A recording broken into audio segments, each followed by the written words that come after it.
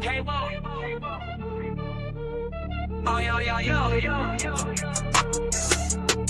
Oh, yo, yo, yo. Came up from the struggle, now we stacking chips. Black Wall Street, we rebuilding from the pits. Politics and business, we beyond rich. Doni Glover Show, watch her shift the switch.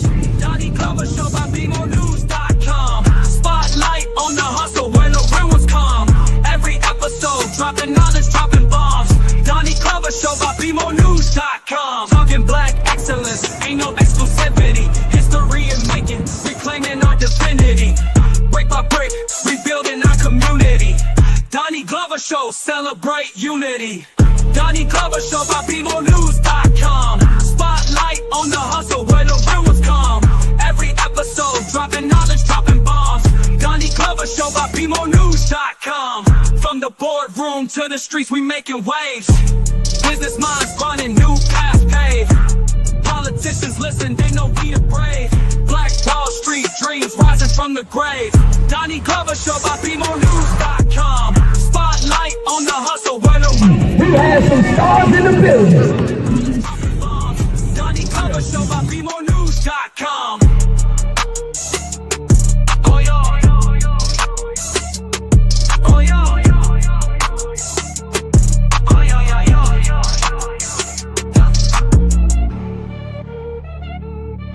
We'd like to welcome you to BeMoreNews.com, the news before the news, where we uncover the truth. Special thank you to our executive producer of Be More News in Niagara, Mr. Emmanuel Price. We're up here this is the New York side, and that's the Canadian side, and we will be there for the New Year's dropping of the ball or somewhere around here. Very beautiful Niagara Falls, some of the best water in the world. So make sure you get out, get your passport, and do some traveling. And keep watching BeMoreNews.com, the news before the news, where we uncover the truth.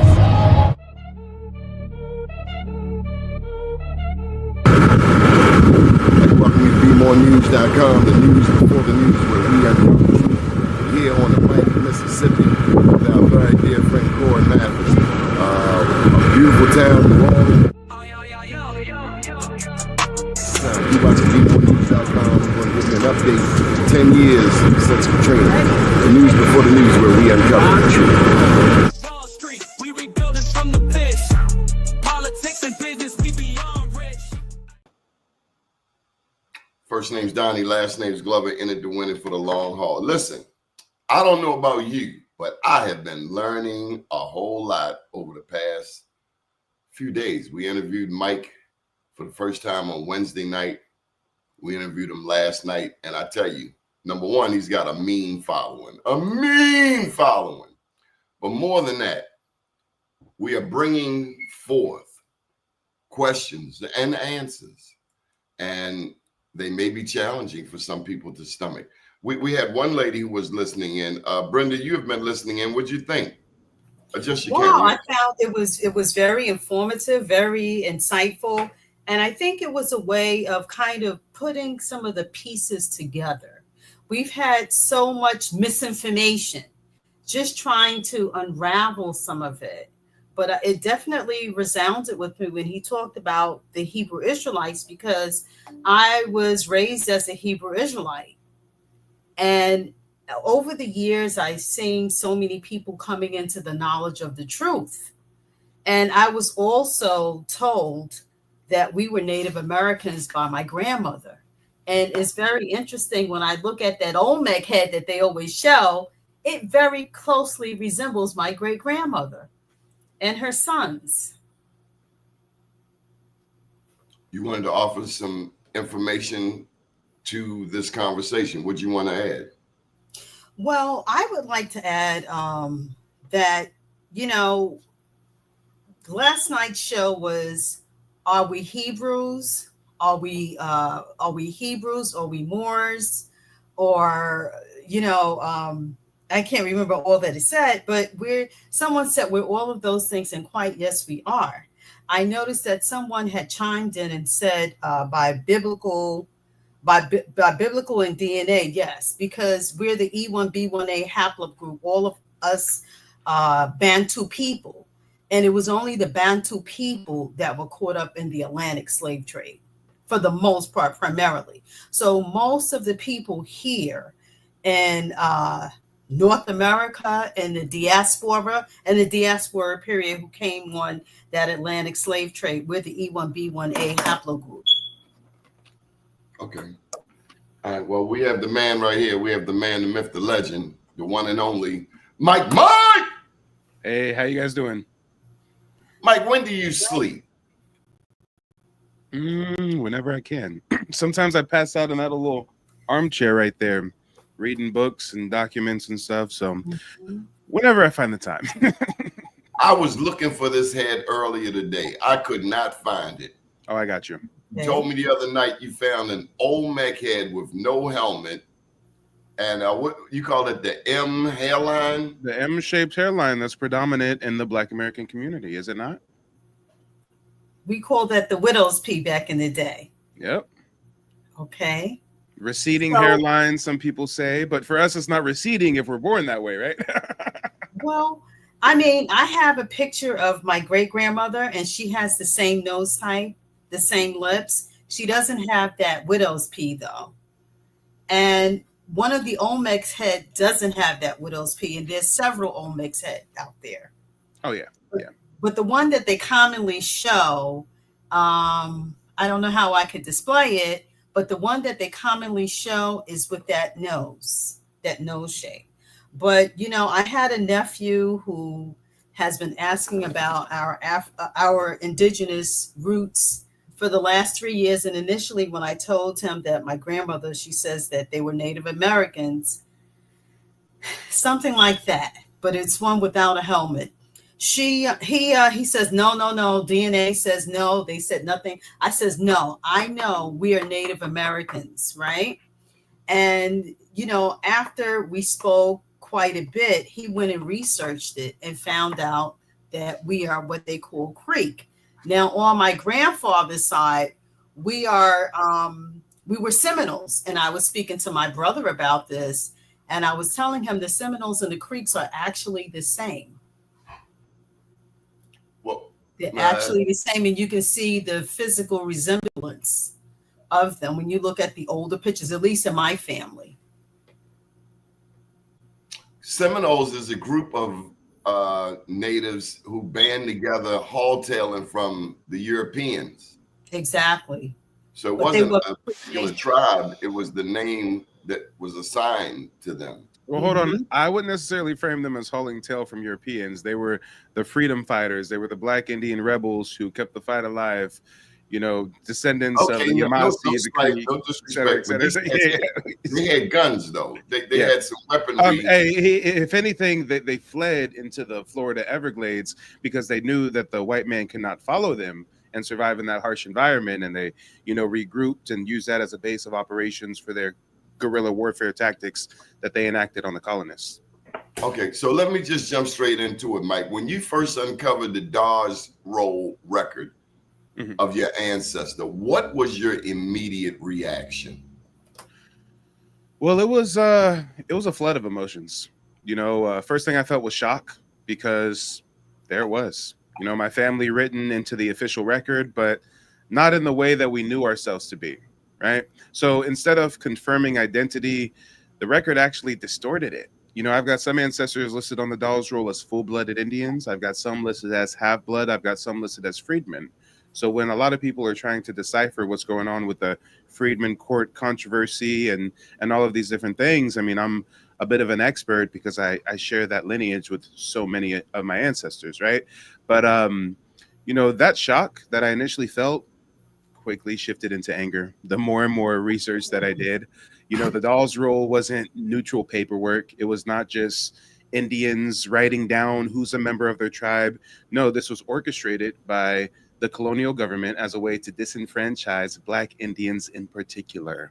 The Dawes Roll is named after Henry Dawes, a Massachusetts senator. They got this man from Massachusetts to come over to Oklahoma and decide who gets to be an Indian and who's a Negro, who's a bi-blood Indian, who's a freedman. So when you actually look into it and learn more and more of the history, there's no other emotion to feel other than a lot of anger. It's just, how do you direct that anger? And I direct that into my work. Your anger doesn't stop there at being feeling how you do towards learning this new information that has been, you've been denied of, you've been deprived of for so many years.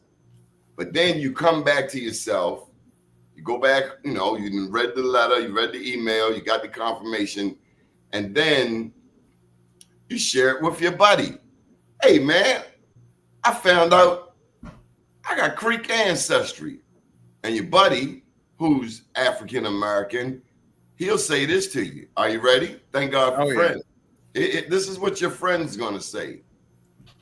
Mike, hey Mike, be proud of and grateful for your African heritage. Stop claiming people who don't claim you, Mike. Yes, I'm sure there were some Africans already here, but they are few and are integrated into millions of blah, blah, blah. I guess he didn't finish out that thought. Your homeboy pulled you up, Mike. Be grateful for your African heritage, boy. Okay, so I mean, we're looking at Africa as a place, but we're a people from different places. But when you talk about, the Africans and the diaspora and us, essentially we are the same people bloodline. We're the same. We're the E1B1. We're the E1B1A bloodline. Mike, remember I listened to your show and you talked about the interchange of people from Egypt and North America, right? The cultural parallels, yes. But not only cultural, there's going to be some genetic basis too. Because we were obviously, right? We were obviously because that was Egypt. A colony of ours. That doesn't mean that we come from Africa and Africa is our origin. The story's in reverse. Well, okay. Well, she does bring a point, Mike. I don't dispute that. Hold tight, Brenda. Mm-hmm. The oldest pyramid is Djoser.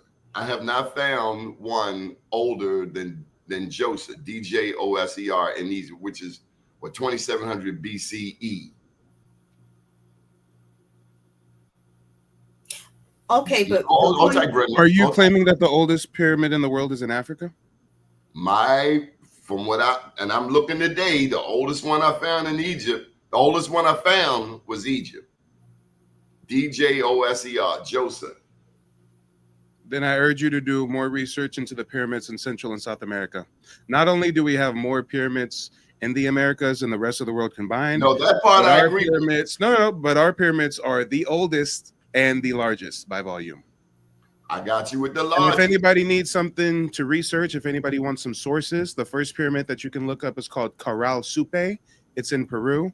This is the sacred city of Caral. It's dated at 2600 BCE. We've also got the La Venta and the Olmec sites. These pyramid-like mounds are from 1200 to 900 BCE. Those ones aren't as old as Egypt, but those are tied to some of the older ones in South America. It's basically the same culture of people maintaining the same tradition. But when you look at the Monte di Ocodi, that's actually in Sardinia. Sometimes they say that one's at 3200 BC. So again, I know that a lot of people have centered pyramids, pyramid building, and placed that in Egypt, but that's not the case. Okay, so I mean, what I would like to contribute to is that, there's a group of us Bantus, because we are Bantu people. Who's a Bantu? I'm not a Bantu. Well, biologically speaking, we're the E1B1A.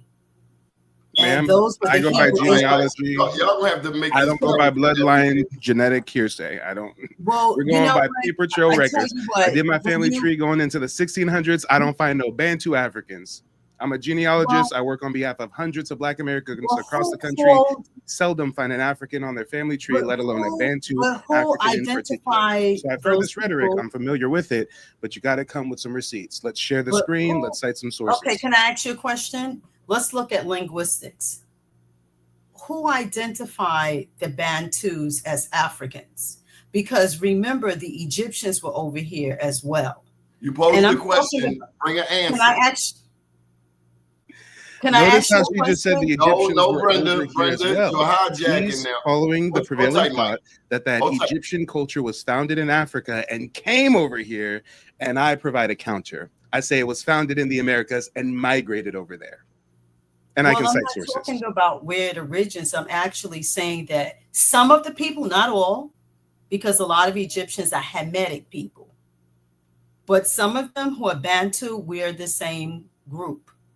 If you say it started here and it went there, I can't dispute that. I don't have any information to dispute that. But what I'm saying is that as far as bloodline, we're basically, when it comes down to some, if they're the E1BA, if they're the E1BA, we're genetically the same people. And besides, I will say this, that there's been an interchange with people from African continent and North America for a very long time. In fact, there's a book in the Bible, is Ezra, I believe it's Ezra, the first or the second Ezra, the 13th chapter and the 39th verse, and it talks about during the time of Uzziah the king, how these, during the time of the Assyrian captivity, that these Hebrew Israelites, they came to North America. And they were seen as the lost 10 tribes. But I'm sure before that, there were also people who were from the continent here. We've always gone back and forth. I think what you're saying is that we were not brought on the slave trade. That's not really my issue. I never mentioned a slave trade or anything at all. What I'm saying is to All say right, that Brenda, all indigenous people in the Americas were Bantu Africans is like saying all Africans are Vikings. It's lazy, it's disrespectful, Brenda. it's actually wrong. What about Brenda, the biological basis? Brenda, we gotta go. Okay. Okay. All right, Mike, you got the floor. And I really never had the chance to react to Marcus's comment if I could.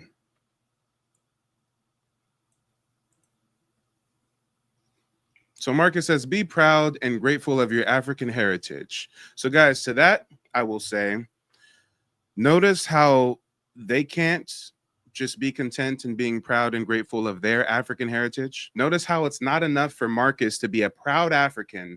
He has to dictate that heritage to us. He has to try to somehow transpose that African identity onto us. Guys, this Pan-Africanism, it's kind of like a virus of sorts.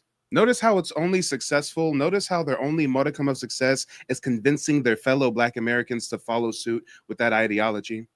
Now let's keep on with this comment. Mike, we understand how that happens. We understand how that happens because this conversation, and that's the real beauty, and thank you to everyone who has contributed. The real hit is we should have been having this conversation on Oprah, on Tavis Smiley, on Roland Martin, on every news outlet out there, because it is at the crux and the core of our quote unquote identity crisis. Moors, Hebrew Israelites, what's the other one? We said native Black American, sovereign citizen movements. I mean, yeah, all kinds of Nation of Islam. I mean, yeah, it's a we whole don't bunch know of who we are. Salam alaikum, shalom, hotep, how? No. Correction. Some of us know who we are. Some of us have always known who we are. And then there's those that fall victim to the programming. You said that we should have been on Oprah. We should have been on Tavis Smiley.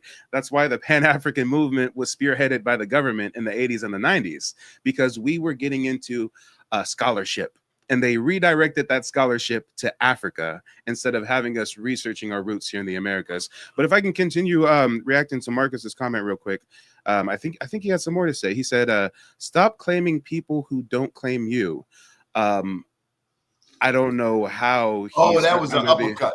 That was an uppercut. That was an uppercut because he's saying that even in his Pan-Africanism, he don't support Africans.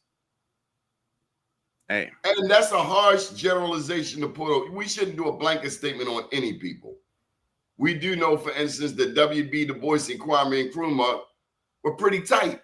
Du Bois was buried in Ghana. So let's not disrespect the good things that have happened between brown-skinned people around the world. Oh yeah, I don't know about that. But as far as stop claiming people who don't claim you, I'm reacting to his comment. I wasn't sure what exactly you were referencing with Kwame Nkrumah and all that. I mean, Pan-Africanist. He was a Pan-Africanist. W.E.B. Du Bois. Are you claiming that our community has received some kind of benefit from Pan-Africanism? I didn't say that. I said there are those of us who identify with brown people around the world. Oh, okay, and that I agree. And that I agree. Yeah, there's a bunch of Pan-African folks out there. But notice those Pan-Africans. I want to use that term. It's just black people that appreciate other black people around the world, despite 400 and 500 years of people coming up with the term white, the term black, because, you know, those people who have an appreciation for other Africans around the world, they typically are Pan-African or fall under the banner of Pan-Africanism. I mean, there's nothing wrong. Okay, but you have introduced a negative connotation to Pan-Africanism in that. Absolutely. Yes, absolutely. Let's get to it. It denies you indigenous rights, ancestry, and all that follows here in America. And because it's a government invention spearheaded to do just that. Exactly. Yep. Okay. It's not like it was an organic thing that we came up with. We were organically getting into scholarship and research. I never even thought about where it came. I look at the people who were pushing it. Bob Marley. Boule. All Boule. All Boule. No, but before Bob Marley, it was the NAACP types, the W.E.B. Du Bois, all the Boulets clicked up with the Rothschilds and stuff, all the people coming out of the African Methodist Episcopal Church and the Prince Hall Freemasons and the Kappa Sigma Delta Phi folks. Yes, it was the Boule that spearheaded that. And most of these Boule leaders are half-breeds, European. What did they benefit from that, Mike? They're working on behalf of their colonial overlords. They get status, they get power. They get money, they get wealth. There's the black community in squalor, and here's the Boule, the Tyler Perrys, the Oprah Winfreys. What do you mean? What do they get from it? They get class separation. They get upper echelon. They get to be in the 1%. They get to go to the galas and the all-white parties, right? What do they get from it? They get a lifestyle. They get everything. They get generational wealth. They get everything that was taken and denied from us. That's what the Boule get from it. There's no such thing as Pan-African. Haitians are from Haiti. Africans are from Africa. No, let's get this straight. Africa's not even the damn name. So y'all want to crack jokes. Africa is not even the indigenous name to the mother continent, is it? Is it? No.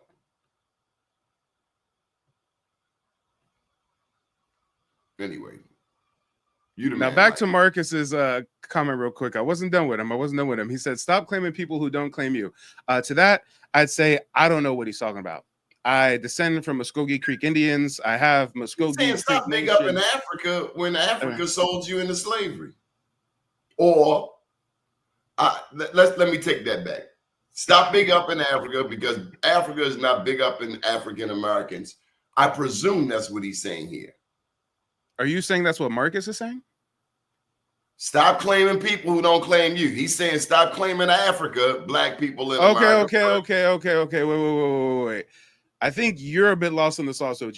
Marcus is a Pan-Africanist. Marcus is being contrarian to me. He's saying we should be proud and grateful of our African heritage. When he says stop claiming people who don't claim you, he's talking about our indigenous roots. He says, I'm sure there were some Africans. He's speaking that you don't understand his comment. Okay, you don't understand his comment. So again, when he says stop claiming people who don't claim you, he's talking about people like me who claim our indigenous roots, and he feels like Native Americans don't claim us. So to that, I would have to educate him on something. When you see the folks on the reservation talking against Black Americans being indigenous, these are not indigenous people themselves. Look up the formation of the Dawes Rolls. Look up the $5 Indians. Look up all the white folks that paid to be a part of the tribe, that intermarried into the tribe, like that movie, Tears of a Flower Moon, or who were adopted into the tribe. People like Marcus will even say, oh, you black folks want to claim you're Indian, but don't you know those Indians had slaves? Not knowing that you could literally have a Confederate general. You can literally have a white plantation owner in the South get adopted into an indigenous tribe in Oklahoma, move there with all his slaves in tow. And now, as far as the history record says, this is a full-blooded member of the Choctaw Nation with black folks as slaves. But unbeknownst to you, this Indian person is a European that was adopted into the tribe or intermarried into the tribe or paid to be a part of the tribe. So, but OG, you hit it on the head, though, as far as your rebuttal, even though you didn't know the right way that you were using the rebuttal. The rebuttal you were using was still perfect. So These Pan-Africans go to Africa and get scammed, get unalived, have the worst of worst things happen to them because they go there thinking these are our brothers and sisters and they got Wakanda over there. And these folks call us Yankees, Akatas, Jareers. They look at us as foreigners. So yes, all Pan-Africans are claiming people that don't claim them back. So it's funny that Marcus left that comment. Let me just do a public service announcement. This gentleman here, Dr. Tyrone Taborn, is the very fine leader of STEM City USA, and we're glad to have him watching tonight. So let's be nice. Mike, so there are Native Americans. He made a point. There are Native Americans. Hold on. I just looked up STEM City USA. Is this the right one? STEMcityUSA.com. Yes, Anthony sir. Ray is the host, engaging discussions with HBCU advocates. That show may be on there, but I know this show is broadcasting right now on STEM City USA in the metaverse. So just wanted to say special thank you to Dr. Tyrone Taborn. Well, respectfully, I think one of these days we have to have a discussion about how these HBCUs were created. Okay, but he's not necessarily representing an HBCU. Oh, no, I'm just saying anybody who's associated with an HBCU is probably curious to know who created it, what its mission and intent was. So I just think that would be a riveting discussion. Mike, my producer told me to keep you on point. Don't let you veer to the right. Don't let you veer to the left. I got to get back to my questions, Mike. Oh, yeah. But as far as our community, we would benefit from learning the origins of HBCUs. Okay. Now, how did your family respond when you shared this discovery of paper genocide in your lineage? I'd say it was a mix. You know, the reaction was definitely powerful. For some, it was validation. You know, we always heard oral tradition that we had indigenous folks in our lineage. Some folks were overwhelmed because, you know, as you know, we also have the reclassification going on, where although I have an ancestor who was a leader of the Creek Nation, full-blooded Indian on the Dawes rolls, you know, there's still mainstream academics that try to reclassify him as an African. But either way, what really stood out to us was, you know, they took our name, they tried to take our history, but they really couldn't take our blood. They can't take our lineage. And that's why I, you know, made it my mission to educate my fellow Black Americans on how to do the genealogy research. So let me just say, Mike, you have taken this YouTube channel over the roof. Dr. Taborn, you have to find this young man, Mike, and we need to bring him all the way here from Oklahoma. But again, that's the website, STEMcityUSA.com. And if you see me share this link right here, this is Mike. So $Colonial 2020, that's Mike's tab. His channel has been demonetized. Happened some time ago. But these numbers that are happening here on this show is all Mike's fault. So we thank you, Mike. I think it's just a reflection of what the people are yearning for. You know, if this was something our community wasn't interested in, the engagement wouldn't be there and it wouldn't be pushed in the algorithm. Okay. Well, some of the original names for Africa include Alkebulan, Kush, Ethiopia. Africa is not an indigenous name. Okay, let's get back to your questions. For people unfamiliar, can you explain how the Dawes Roll and later census records were used as tools of reclassification and erasure? Yeah. Well, the Dawes Roll ran from like 1898 to 1906. It was marketed as simply, you know, innocently enough, just enrollment records for tribal citizenship. But in reality, these were kind of sorting machines. There was European federal agents who would literally interview Black Indians and get to decide, do I think this person should be a part of the tribe? Am I going to place them down as a freedman or place them down as by blood? I mean, your phenotype played a huge part into it, more so than your heritage, right? So that's what the sister was talking about that I am not familiar with. I am not a geneticist. I'm not a chemical, biological scientist. That's not my forte. But I do realize we need to get a better understanding. She mentioned the E1BA So for the everyday person out there, you know, we need some help with that. Appreciate your comments, Apex. He says Africans are from Africa, Black Americans from America. Well, only Pan-Africans are the one who left their homelands to go to other places. But as far as the whole E1B1A, you know, an easy way to break it down is it's basically a Y DNA haplogroup.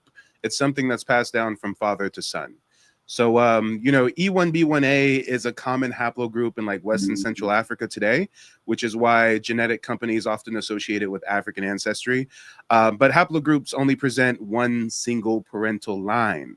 So you see why I give some pushback when some folks are like, hey, because of the H1B1A, we're all Bantu Africans. Like, nah, that's not telling the full story. Now, as far as why it doesn't like define all of us, you got to understand that most people have thousands of ancestors within just a few centuries. A haplogroup only traces one direct male line. There's even DNA testing companies like AfricanAncestry.com, ran by Rick Kittles. And they peddle these DNA tests as if you're going to find your heritage, you're going to get some kind of sense of identity, right? Or that what they tell you, you buy hook, line, and sinker and never look again for yourself. That's the real danger. You let somebody else, you paid them to tell you who you are. Then that part, I got to give you my money. Can we go deeper though? Come on. You're paying someone for you to give them your DNA.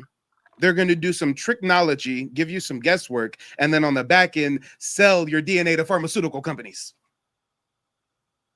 If you ever heard of Henrietta Lacks, you would know why you should never do a modern DNA test.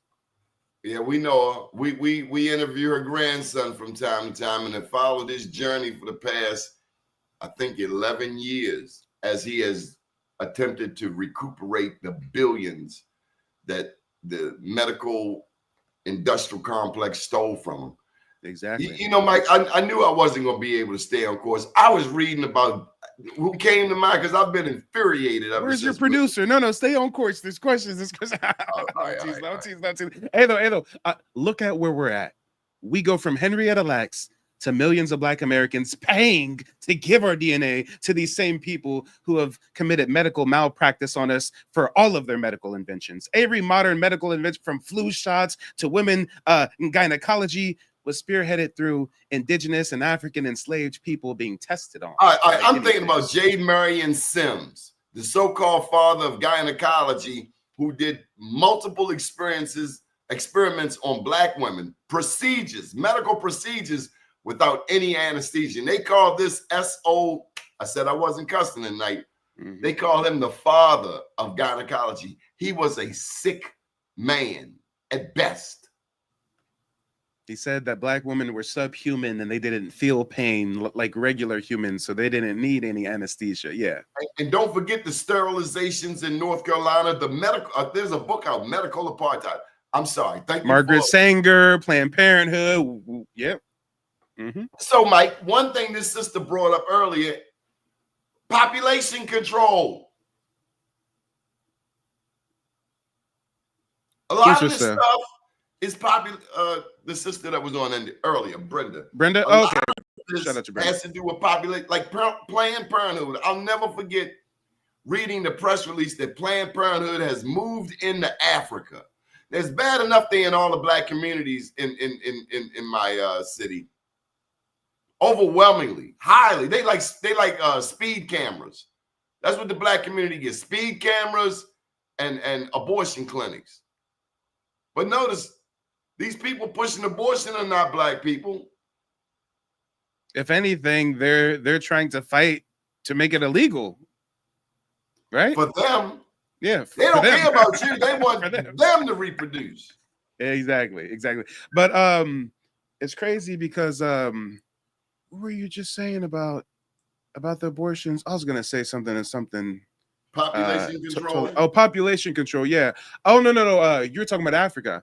That's nothing. Planned Parenthood moving into Africa is nothing. Look up what the Bill and Melinda Gates Foundation have been doing to Africa for the last decades. Oh no, you can't talk about Bill Gates. Hey Mike, That's off limits. Hey, I am on a Windows PC. I guess he might That's hack my like system, the huh? Clintons going to Haiti, right? Yep. Talk about it. Stealing all that money. Yep. Okay. I agree with you, Helena. I love this hey, Mike, welcome to the Great Awakening.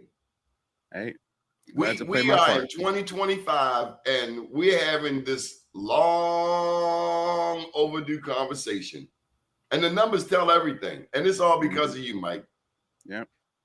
And shout out to Brenda. I don't know if you want to bring her back into the conversation at some point. She seems highly intelligent. The only pushback that I give anybody is when we speak in absolutes. You will never find me saying every single Black American descends from Indigenous, Aboriginal American Indians. I won't say that. I will say, look up your family genealogy and see what you find, right? So when people say we all descend from Bantu Africans or we all come from here, I'm just like, it's much more nuanced than that. And when you talk about the identity crisis, are we Hebrew Israelites? Are we Moors? Are we this? Are we that? It depends on your genetics. There's some of us who do have African conquistador Moorish DNA. There's some of us who do have some African admixture from some slaves that came over. And there's some of us that just descend from indigenous tribes or a combination of all three. But it's much more nuanced than a lot of people think. That's why I don't like to speak in absolutes when it comes to the community. Okay. And shout out to Yusuf. Yusuf is a genealogy client of mine. Shout out to Yusuf. I appreciate the cosign, Yusuf. Okay. In your view, how much of this erasure of your history, of our history, was about racial control versus economic exploitation of land and resources? Well, land was at the center of it all. I mean, under the Dawes Act, land allotments were tied to your classification. You know, if you were marked as an Indian by blood, you could get up to 160 acres of land. If they marked you as a freedman, you're only getting 40 acres. That's where that 40 acres comes from, right? Hold up, say that again. If you were marked on the Dawes roll as a by blood Indian, you got 160 acres of land. If you were classified as a freedman, you only received 40 acres. They are some dirty dogs. Hey, it's real devious. So this whole time, and this is what this conversation is, this whole time, many of us, even though we might have felt the connection to this or that, this whole time, is it possible that we have just straight been lied to? That rather than being descendants of enslaved Africans, we are actually descendants of prisoners of war. Put that in your coffee cup. Let's talk about it. Okay, Mike.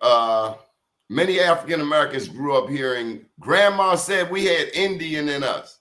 Why do you think that phrase has endured for generations despite the lack of official records? Well, even though the records lied or were destroyed, our families remembered who we were. So oral histories carried the truth when the census didn't. So, you know, the whole grandma said we had Indian in us, you know, that's just shorthand for a hidden legacy. It's a quiet form of resistance. It's an acknowledgement that the government may have reclassified us, but we didn't reclassify ourselves. And it also survived because of the evidence people could see in their families to this day. You know, the skin tones, the hair textures, the traditions. You can erase somebody on a census, but you can't erase their presence at the dinner table, right? you can't erase the stories that your family tells at night, right? All right, Mike, I'm getting ready to do something live. I need you to pull up your chat GPT because I got a challenging question from something you presented on this show, which is brought to you by STEM City USA. Are you ready? All right, I'm ready. All right, you told me that in 1619, roughly 388,000, or between 15th, 16th, 17th century, 400,000 Africans were captured, transported to the U.S. And in my research today, I threw it in there. It said that in 400 years, 400,000 can multiply to 44 million. I want you to do that thing on chat where it denies that, and I think it was a 1.7% growth rate. Well, we're going to really get into some real high level discussion with ChatGPT, because you have to remember, all ChatGPT does is chronicle all information in the public domain known to man. So if mainstream academia has been hiding our history, has been distorting truth, then we're going to have to dig deeper into ChatGPT than just a surface level question. So watch how this happens. Watch. Got a master class here, folks. Pay attention.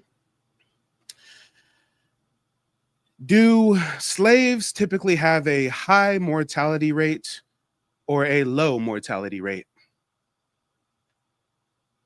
Low. Historically speaking, enslaved populations tended to have a high mortality rate. Life for enslaved individuals was extremely harsh, with poor living conditions, inadequate nutrition, and intense labor. These factors contributed to higher rates of disease and early death compared to non-enslaved populations.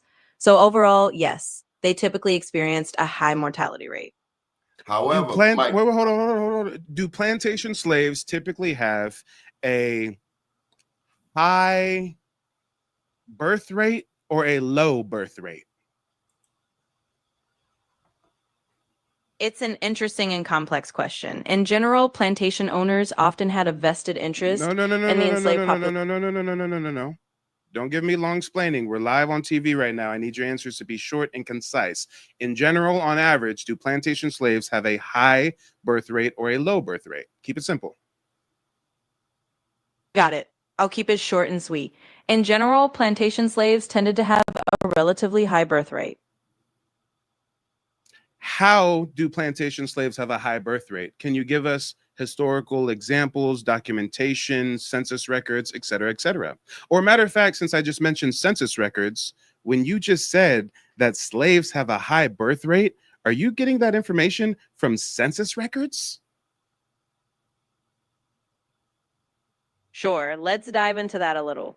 Historically, the idea that plantation slaves had a relatively high birth rate comes from a mix of sources, including plantation records kept by slave owners, some birth and death registries from that era, and even later census data after emancipation that tried to backtrack demographic trends. Time out.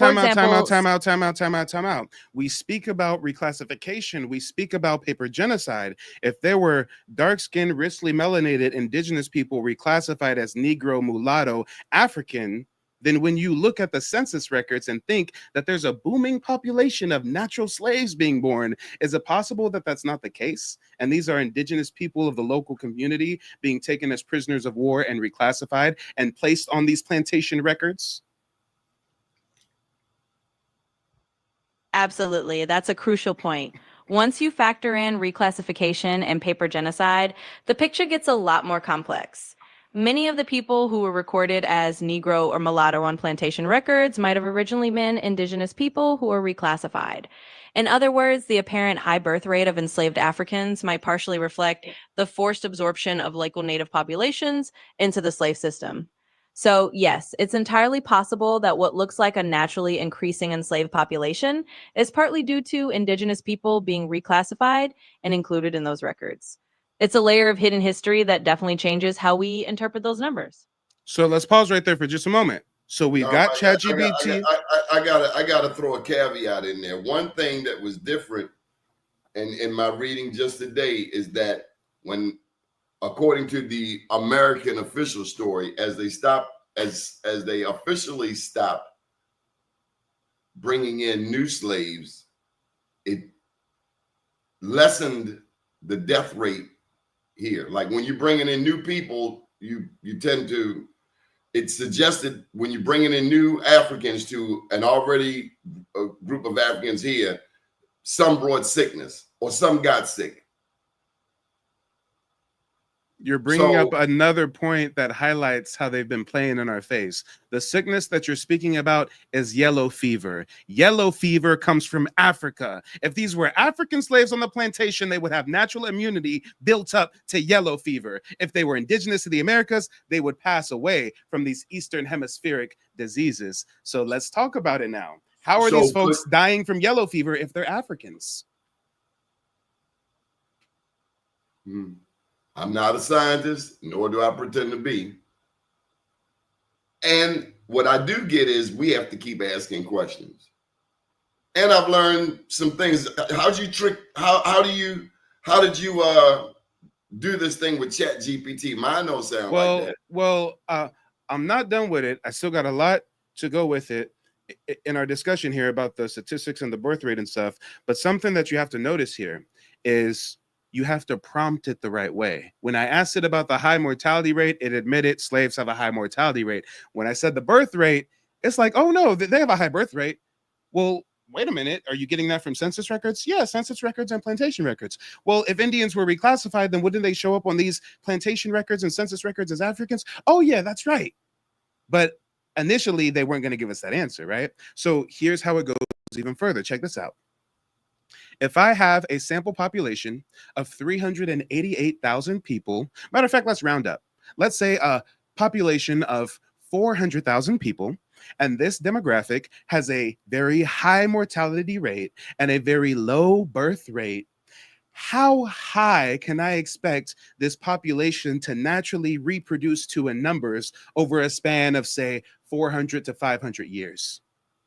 Let me ask you this, Mike. Do you know any Black people with So if you start with a population of around 400,000 people and you have both a very high mortality rate and a very low birth rate, then over 400 to 500 years, you really wouldn't expect that population to grow much naturally at all. In fact, it will likely shrink significantly over time. Without enough births to replace those who pass away, the population would steadily decline. So in short, if you're looking at those conditions, high mortality, low birth rate over several centuries, you'd expect that population to naturally decrease rather than reproduce to higher numbers. We've got over 45 million Black Americans present day. It is logistically impossible to have 400,000 African slaves get shipped over here and have them naturally reproduce into over 45 million people, whether it's been 200 years, 300 years, 500 years, 600 years. That's logistically impossible. But notice something here. You have to talk to ChatGPT the right way because they are biased. They are biased towards mainstream academic sources, right? So you notice how I didn't say anything about U.S. plantation slaves. You notice how I didn't say anything about Black Americans. You notice how I just said population, 400,000, high mortality rate, low birth rate. Crunch the numbers. And they gave us an honest answer. Hold tight, Mike. There might have been low mortality, but I done heard more than one story of Black people with 13, 14, 15, 16 siblings. There's some Black people that make a lot of babies. I'm not saying one way or the other, but I don't know how I can solely buy low reproductive rate. How do you not buy a low reproductive rate? Do you know the average lifespan of a plantation slave? 40 years, 30 years. This is what I'm talking about. The average life expectancy of a plantation slave is 21 years old to 31 years old. So how many babies are you having before you die at the old age of 21 or 31? And while, yes, back then, however many they can get out of you. Back then, even white people had dozens of kids. That's how people got down back then. But it is still logistically impossible for that to balloon to over 45 million Black Americans. I need more evidence. I wasn't done speaking to it. You interrupted me. I wasn't done with my conversation with the AI chatbot. Watch.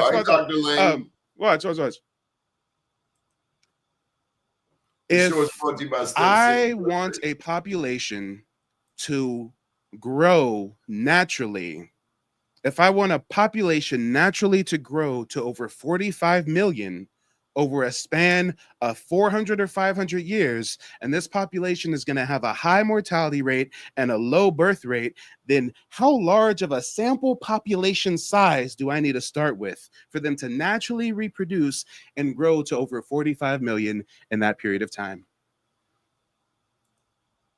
So if you're aiming for a population to reach over 45 million in, let's say, 400 to 500 years, but you've got a high mortality rate and a low birth rate, you need to start with a pretty huge initial population. In fact, it's not really feasible at all to achieve that kind of growth naturally if both mortality is high and birth rate is low. In other words, you need to start with a population that's already in the multiple millions, probably 10 millions, just to have any shot at that end number given those conditions. But realistically, if the birth rate is low and the mortality rate is high, that kind of growth is basically impossible.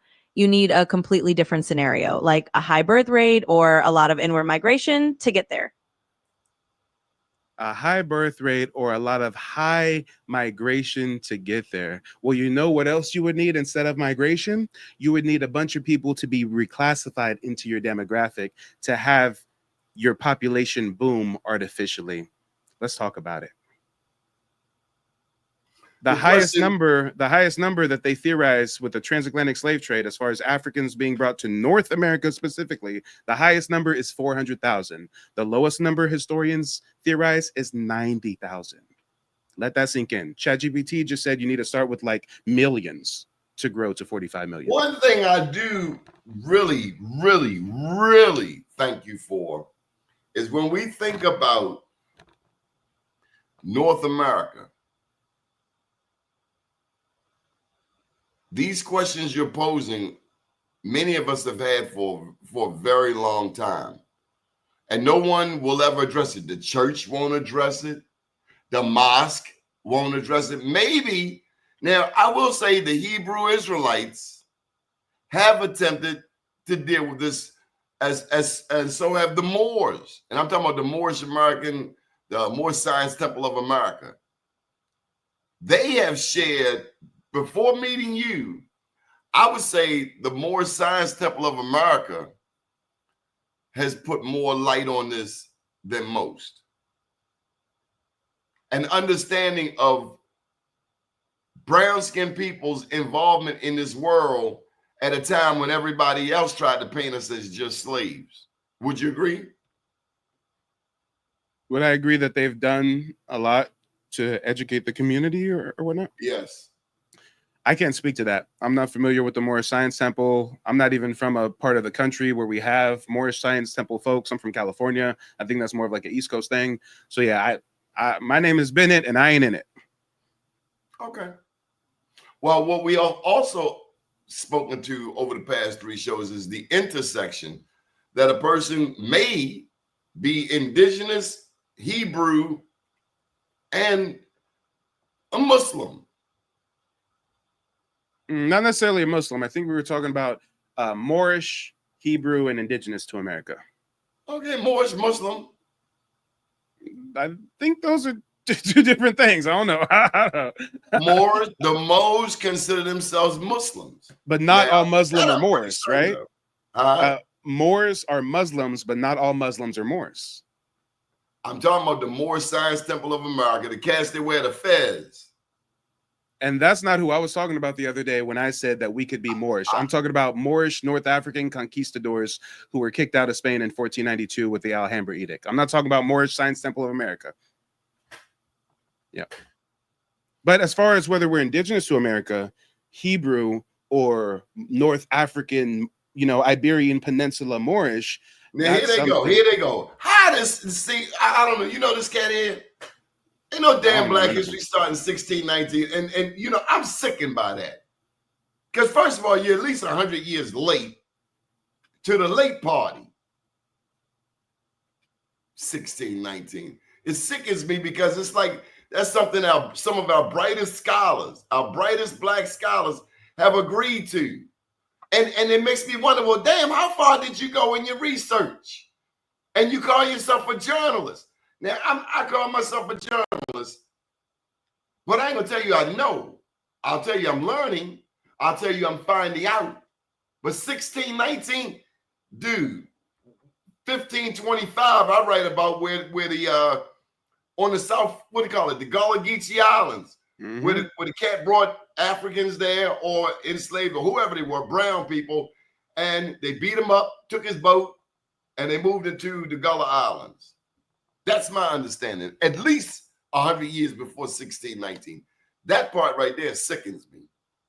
And this is why the first thing that I show on my website, nativeblackancestry.com, is the clear timeline of our racial reclassification. So how is he going to say our history starts in 1619? Oh, I guess he doesn't know that in 1492 we were called Indian. He reading somebody else's stuff. He didn't do his own damn homework. You can be a Moor and a Hebrew. You can be in Palestine right now. You're Muslim. You're Palestinian, and your girlfriend could be Jewish. Well, maybe not Hebrew. Okay, well, but you can have like a Hutu and a Tutsi. Who says you can't? Of course you can. Stop being idiotic. If your mother's this and your father's that, then you got both of them in you. We can't get so goofy on here. Come on. All right, let's get back to your questions, Mike. You're doing pretty good, Mike. I want to commend you for staying on task. Many African Americans grew. No. How has this? No, we did that one too. How has this forced reclassification impacted Black identity, traditions, and the way we understand our ancestry today, Mike? That's a deep one. That's a real deep one. I'd say to an extent, it created a deep identity crisis with some members of our community. Many Black Americans have indigenous traditions in their families, but they don't recognize them as such. If you look up the origin of all rubber ball games, that comes from the indigenous tribes of the Americas, right? The Olmecs, right? Translate that to our modern day dominance of all rubber ball games, basketball, football, et cetera, right? Or if you look at our medicinal knowledge that became folk remedies, spiritual practices that were unfortunately folded into Christianity. Most of these folks that are still living under the deception of Christendom don't realize that it's not that how you pray is wrong. It's not that what you believe is wrong. It's that they took your spiritual system and they confined it into the houses, into the four walls of a Christian church. There's literally European explorers that come and they live with the indigenous tribes of the Americas for a period of time, and they write in their journals, damn, I think these are a lost tribe of Israel because these folks say hallelujah as they dance and chant and stomp around the fire at night in 3 symmetrical circles. So, even for those of us that are still lulled to sleep with that whole Christianity thing, if you look into the history, you'll realize, part of that is our indigenous spiritual system that was bastardized and used to subjugate us. But I gotta throw this out. The Apex has brought this up. Could we be giving the Boule too much credit? No, I think if anything, you're low-key running defense for them.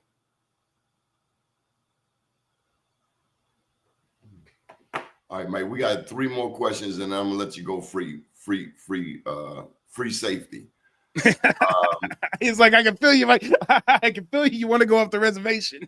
Yeah, Mike, because we're going to stay to 30 minutes tonight. And let me tell you, Mike, I've got to do some things. And I get so caught up into this and I just want to just listen to it all night. All right. What tools, archives, strategies do you recommend for people who want to research their own Native Black ancestry, Mike? Well, call me biased, but I'd say check out my website, nativeblackancestry.com. I've got over 600 documents, ex-slave interviews of Black indigenous people kidnapped, sent to plantations in Louisiana from Choctaw territory. I've got family photos, newspaper clippings, book excerpts, Black Indian obituaries, you name it. But other than going to my website, of course, start at home. Oral history is the first archive. Names, stories, places passed down in the family, they're often more accurate than what the paperwork shows. So from there, tell me about this. We one of the comments on here, pimp slaps oral tradition. So this guy, and we say some really mean things to each other, and it's no need to say that. If Mike wants to research his ancestry and he comes up, that's his right. And I don't have a right to tell him he's wrong. And you don't have a right to tell other people they're wrong. And as he said, and I never thought about this before, I can claim my Africanness, my Islam, my Judaism, I can claim it, but I can't throw you or drag you into my boat because you look like me, and I assume that your people had the exact same journey as mine. Is that right, Mike? Yeah. Everybody has a unique family heritage. Some of us got Europeans on the family tree. Some of us got Black Europeans on the family tree. Some of us got Africans. Some of us got Frenchmen. But for those people out there that want Raymond to come on it, would Raymond Biggs come on the channel? You ever met this person? No, but I'd love to talk to him and see what his point of view is. Ray. We don't like Facebook gangsters. Come on, show your face. The lady earlier today, I told her, she said, I don't want to show. We got to show our face. We got to stand up. Yes. Hey, and shout out to Dub real quick. If we can quickly address Dub's comment, please and thank you. Dub, you say more Hebrew and FBA at the same time. What is FBA? FBA is that foundational Black American stuff, and you guys got to really watch out for that, because if you look into the origins of it, if you look into Tariq Nasheed, hey, you'll be surprised at what you find. But what you guys definitely don't know about this FBA organization. What will we find? Help me out. Oh, he's a con artist that's been pimping our community since the 1990s. He started out as a gangster rapper. Then he transitioned into a dating guru. He ran some Flavor of Love type TV show where he's teaching white cougars how to bag a sugar daddy. Then he transitioned into a Pan-Africanist. That's when he went to the East Coast, got all the leading Pan-African scholars together for those Hidden Colors series, right? And then when he saw that Pan-Africanism... Hidden Colors? You're not telling me Tariq did that. He did Hidden Colors. That's him. Yeah. Oh, no. Hidden History or Hidden Colors. I'm pretty sure it's called Hidden Colors. I remember it because they talked about the Moors in that. Yeah, 1, 2, 3, 4. Yeah, his rap name used to be King Flex. Yeah. So when he saw that the Pan-African stuff was no longer viable, when he saw that the consciousness of our community was serendipitously shifting towards our indigenous roots, separating from Africa, that's when he got with Yvette Cornell. He became a part of that ADOS community, American Descendants of Slaves. And then after he went to some conferences, he saw the blueprint, he left and started this FBA thing. And what you FBAs don't realize is the significance of your FBA flag. A lot of you guys have seen this FBA flag before, and barely any of you guys know the significance. The date on this flag is 1526. Some of you have probably thought to yourself, what does 1526 represent? Well, let's go to the official FBA.com. They sell FBA t-shirts and hats, and, Tariq Nasheed trademarked foundational Black American, But in 1526, Spanish colonizer Lucas Vasquez de Ayllón brought the first documented enslaved Black people to the shores of what is now South Carolina and the Georgia coastline. So essentially, the FBA community believes that their lineage in America started as African slaves sent here by conquistadors in 1526. And I take issue with that because as a genealogist, I know our roots run way deeper than 1526.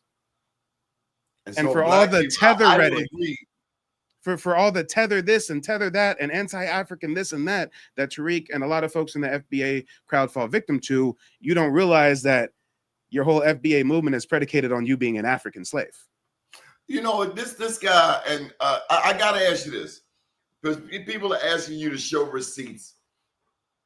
What can we find from the text, from the libraries, etc., in Africa, like the library at Timbuktu? What happened to our African historians? Because as we're researching this stuff and we're pulling in Chat GPT, a lot of the information that's out there is from non-African sources. So isn't it dangerous asking the enemy, asking the people who have meant us no good, who we are? Well, this is going to blow your mind, Donnie, but Africans have no written record of the transatlantic slave trade. You go to Africa and ask them about the transatlantic slave trade, they're going to say, what are you talking about? They don't know about it. They ain't never heard of it. The average African does not know what you're talking about. They don't have no oral tradition of a bunch of Africans being shipped out west. They don't know nothing about it. But in the recent educational systems that are funded and operated by the colonizers in Europe, they've recently taught some of them about that transatlantic slave trade knowledge. But if you go to the elders in Africa, if you go to the written record, no mention of it. If there was a mention of it, don't you think they would have hopped on a boat and went looking for their brothers and sisters and cousins? I cannot deny my indigenous roots, and I cannot deny the connection I have always felt since a young child, going back to watching cowboy and Indian movies. Why did I innately want the Indians to whoop the cowboys' hind parts? Mm-hmm. And Africans did have a writing system, because come on now, what are the hieroglyphs? The Bible, the Quran come from the Talmud, right? The Hebrew Bible. And you know what? If it's okay with you, Donnie, is it cool if we go to like a quick 20-second commercial break? Yeah. All right, appreciate it. And I really want to plug the service that I offer because whether you know it or not, we're in the middle of something called the Grand Awakening. At the same time, across the country, it's like we were all sleeping one night and we all received the same exact software update. We woke up and we realized, wait a minute, Grandma did say we Indian. Uncle, he did say we Cherokee. Hey, they did say we Choctaw, right? So at the same time that we're all coming into the knowledge of who we are, you guys got to watch out. There's a lot of scammers out there. You're going to come into a lot of Discord servers, a lot of TikTok live streams, a lot of Twitter spaces with folks claiming to be genealogists, claiming that they can help you find your roots, claiming that they're starting a new tribe and you can just claim to be an Indian if you just pay them $800 and be a part of their new tribe, right? You guys have to watch out. As we wake up, as we get into our knowledge, there are those that will try to prey on our community. And if you're interested in genealogy research, if you're looking for professional guidance, I'm not saying go with me. I'm not saying you got to go with nativeblack.ancestry.com, but I am going to say that anybody that you're considering going with should be able to show you something called testimonials. Hi, my name is Frances Tuck, and I contacted Mike from Mike TV on YouTube because I wanted to find out about my family's Native American history that I believed existed. Through the research that I was able to do through Mike TV, I was able to find out that our name is indeed on the registry. I had a consultation with Mike today, and because of his advice and the research that he has done, I am now confident that I'm able to find my family's roots in the Native American history database. Thank you, Mike. Let's talk about it, y'all. A lot of people are confused right now. You hear about the Creek Freedman controversy, right? You hear that some Black folks were slaves of Indians. Some Black folks are the true Indigenous people. I mean, if anybody's seeking guidance, I'm here to help. So make sure to check out the website.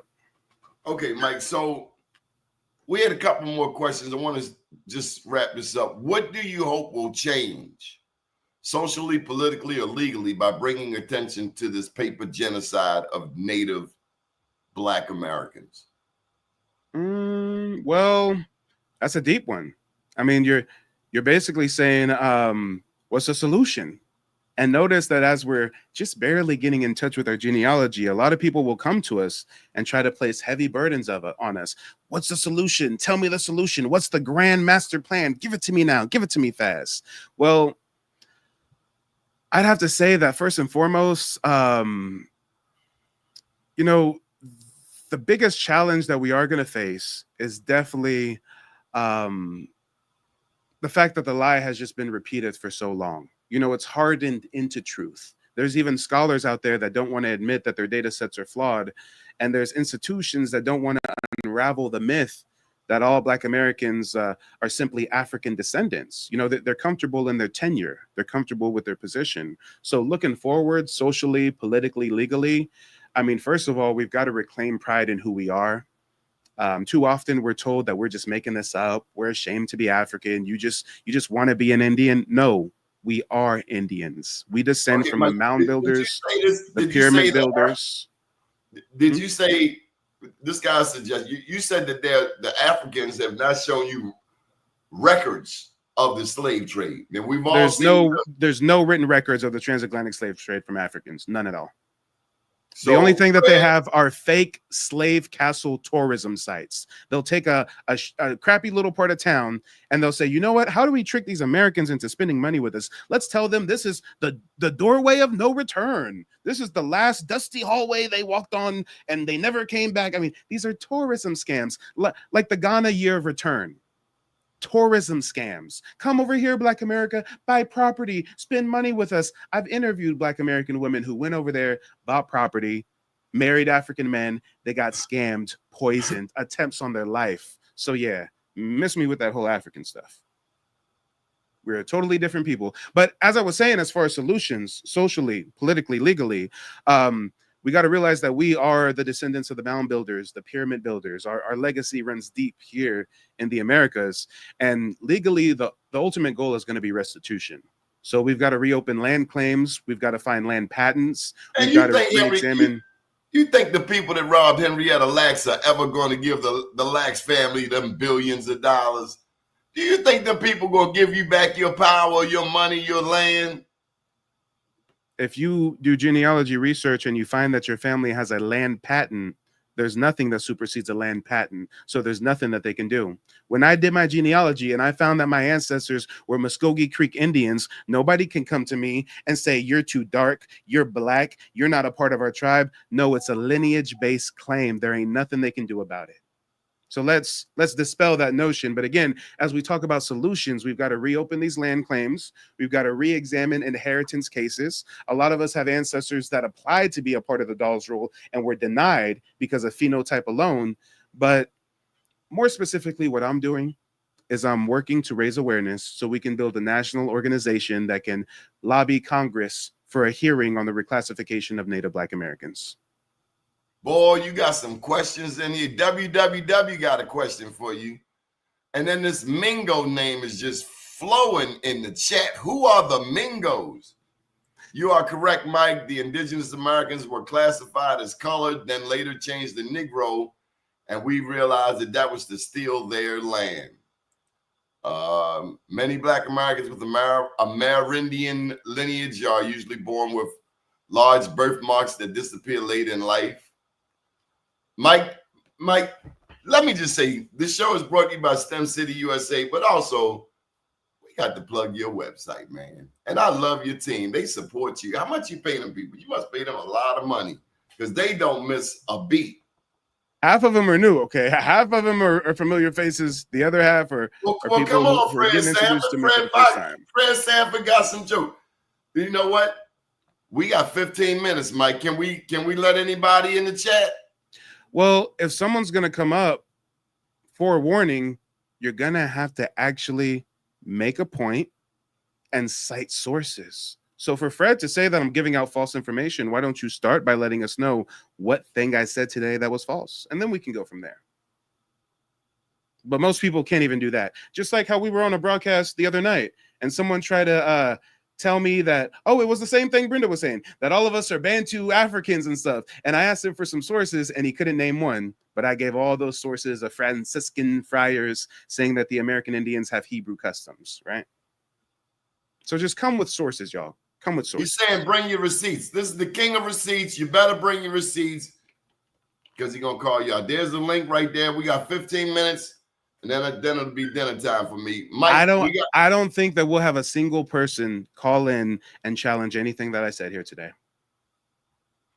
All right, especially since I prefaced it with you got to have some receipt, a cite, a source, right? People will call in and argue with us. Oh no, you're African because I say you're African and we're all African. But as soon as you say, hey, you're gonna have to come up here and cite some sources, I don't think anyone's gonna call in. My family's surnames are on the list, Nash and Ford. My first family's from Americus, Georgia.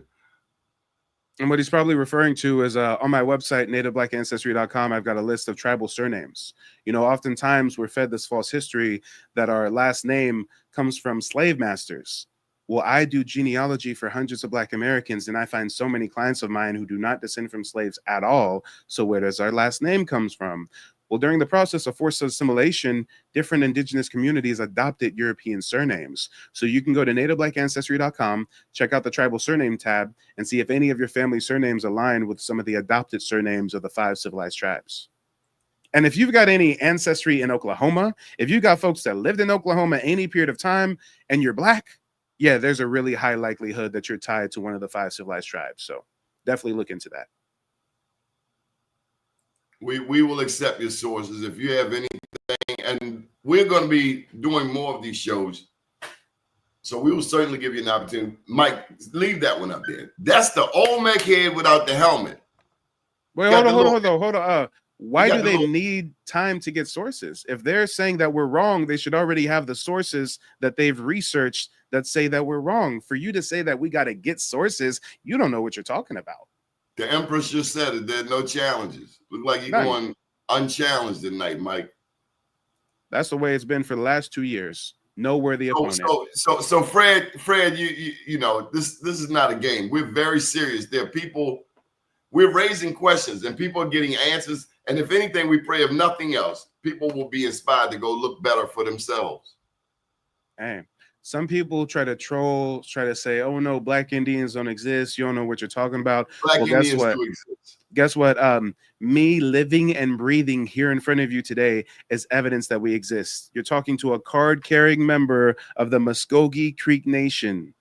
Ancestry runs deep in the Muskogee Creek Nation. I literally have tribal citizenship, and still folks will come and say, well, black Indians don't exist. Oh wait, you have tribal citizenship, Mike? Okay, well, those Black Indians were just African slaves.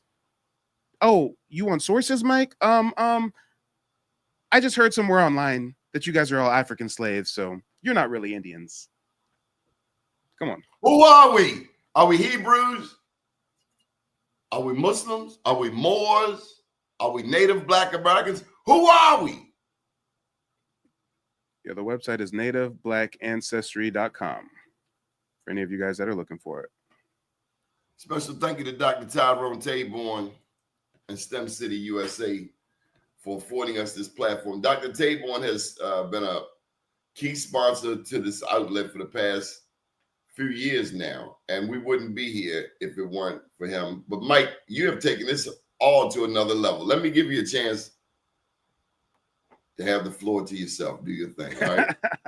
I mean, I said a lot already. Hey, shout out again to the sponsor. I think it was STEM City USA, right? Yes, sir. So big shout out to STEM City. And actually something that really caught my eye as a digital archivist was, I think somewhere in the chat, somebody posted some link and said that STEM City USA has some kind of online archive or online database. So as a person who's built their own digital archive on our indigeneity here in the Americas, I really tip my hat to those out there who are not just sharing the information, but curating it and chronicling it for our community to easily research. So big shout out. Mike, we got to challenge you. We got to challenge you, Mike. Coming at you, Jose Rizzo. Jose, welcome to the show. Bienvenido. Hey, what's up, man? How's everybody doing? Hey, I don't want to be disrespectful or anything, but I'm a Hispanic, homie. I'm a Hispanic, and I truly don't believe that Black people are natives of the Americas. I can understand that there's Black people who got native heritage, but that don't mean that Black people themselves are natives of the Americas. And I don't have no real on-hand sources, but I can tell you that modern anthropology says that the first people who came to the Americas crossed through the the Siberian Bridge, and the second group of people who came to the Americas came through island hopping through Asia. They never came from Africa, and those people that we call Native Americans actually had been here for over 10,000 years in this land before anybody else got here. So in order to be considered a native of the Americas, in order to be considered a native of anywhere, the group of people have to have settled that land for at least 10,000 years. Because according to modern anthropology, it takes humans about 10,000 years to adapt to an environment. So those people that we call Native Americans, they were not African, they were Asians. They were Asians who had been here for over 10,000 years and adapted to that environment and became natives of the Americas. Then Black people were brought here. Josuo, I muted you for a moment because you're very long-winded. You have to give me a chance to respond. We can't be here all night. Can I have a chance to respond? Oh, yeah, go ahead. Okay. Well, thank you for calling in. I'd first love to know, where are you calling in from? Are you in America? Are you in Latin America? From California. From California. And when you say you're from California, are you a descendant of migrants from Central or South America, or would you say that you're native to California? I'm a native Mexican. I mean, the fact that you said like that tells me that your people migrated from somewhere else at one point, right? Well, if we go according to the history of my people, actually my people came from this land. If we go to the history of my people actually came from this land, and they migrated south. They migrated south, actually. My people. Josio, I'm pausing you again because we're not going to be here all night. We got to be a little more concise. So you're claiming that your people are indigenous to California, right? Yes. Okay. And have you done your family's genealogy? And if so, how far back did you trace your maternal and paternal line? I didn't take a genealogy test. Genealogy is not a test that you can take. I think you're thinking about DNA tests. Genealogy is paper trail records research, birth certificates, death certificates, military records, marriage documents. Have you ever traced your family's genealogy through records? No. So how do you know if you're truly indigenous to California or if your great, great, great, great, great grandfather didn't migrate from somewhere else?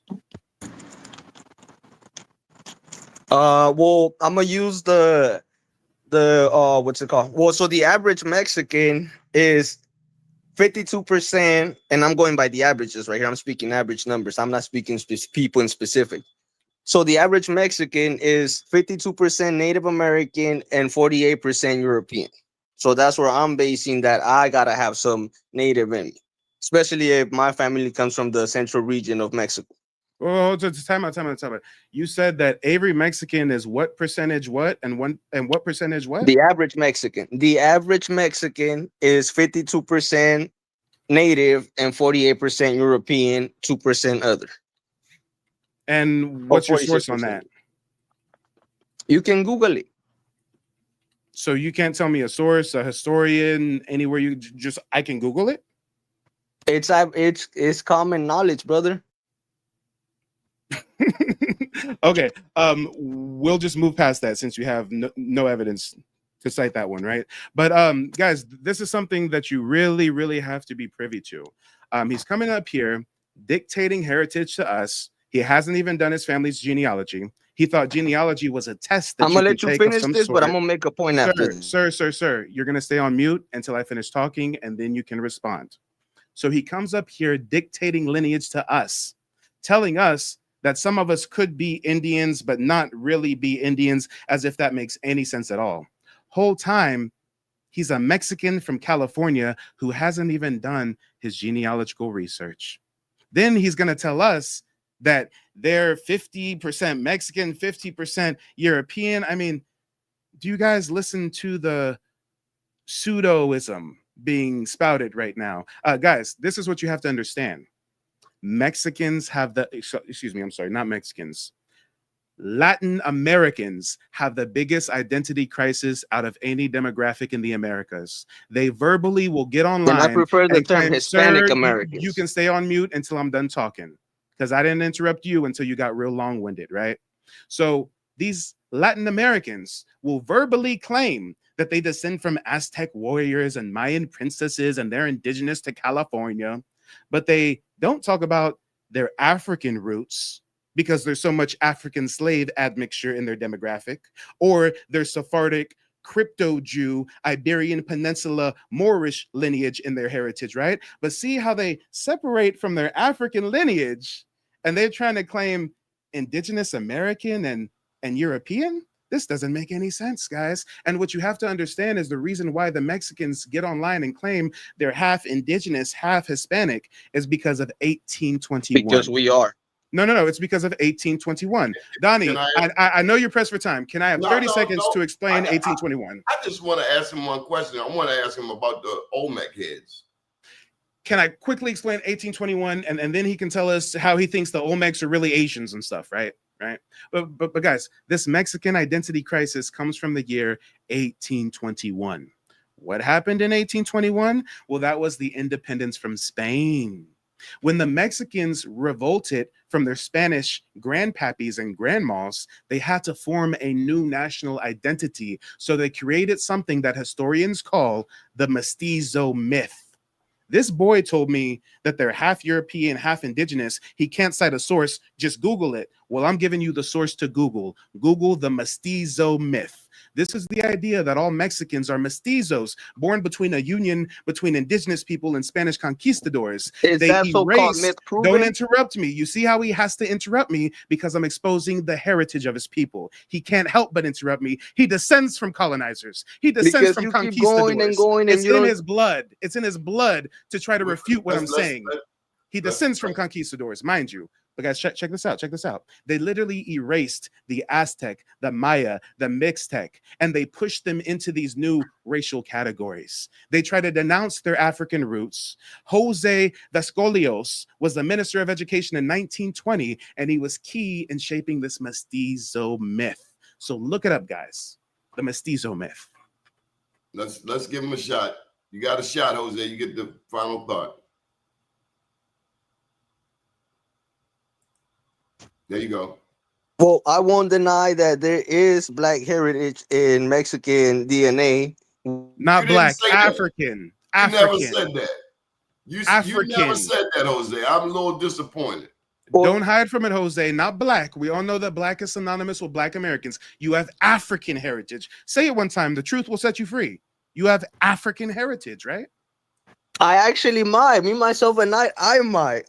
But that don't mean that the natives of America, the original natives that were here 1,000 years ago before they were like contacted by people from the outside world, that don't mean that they were Black.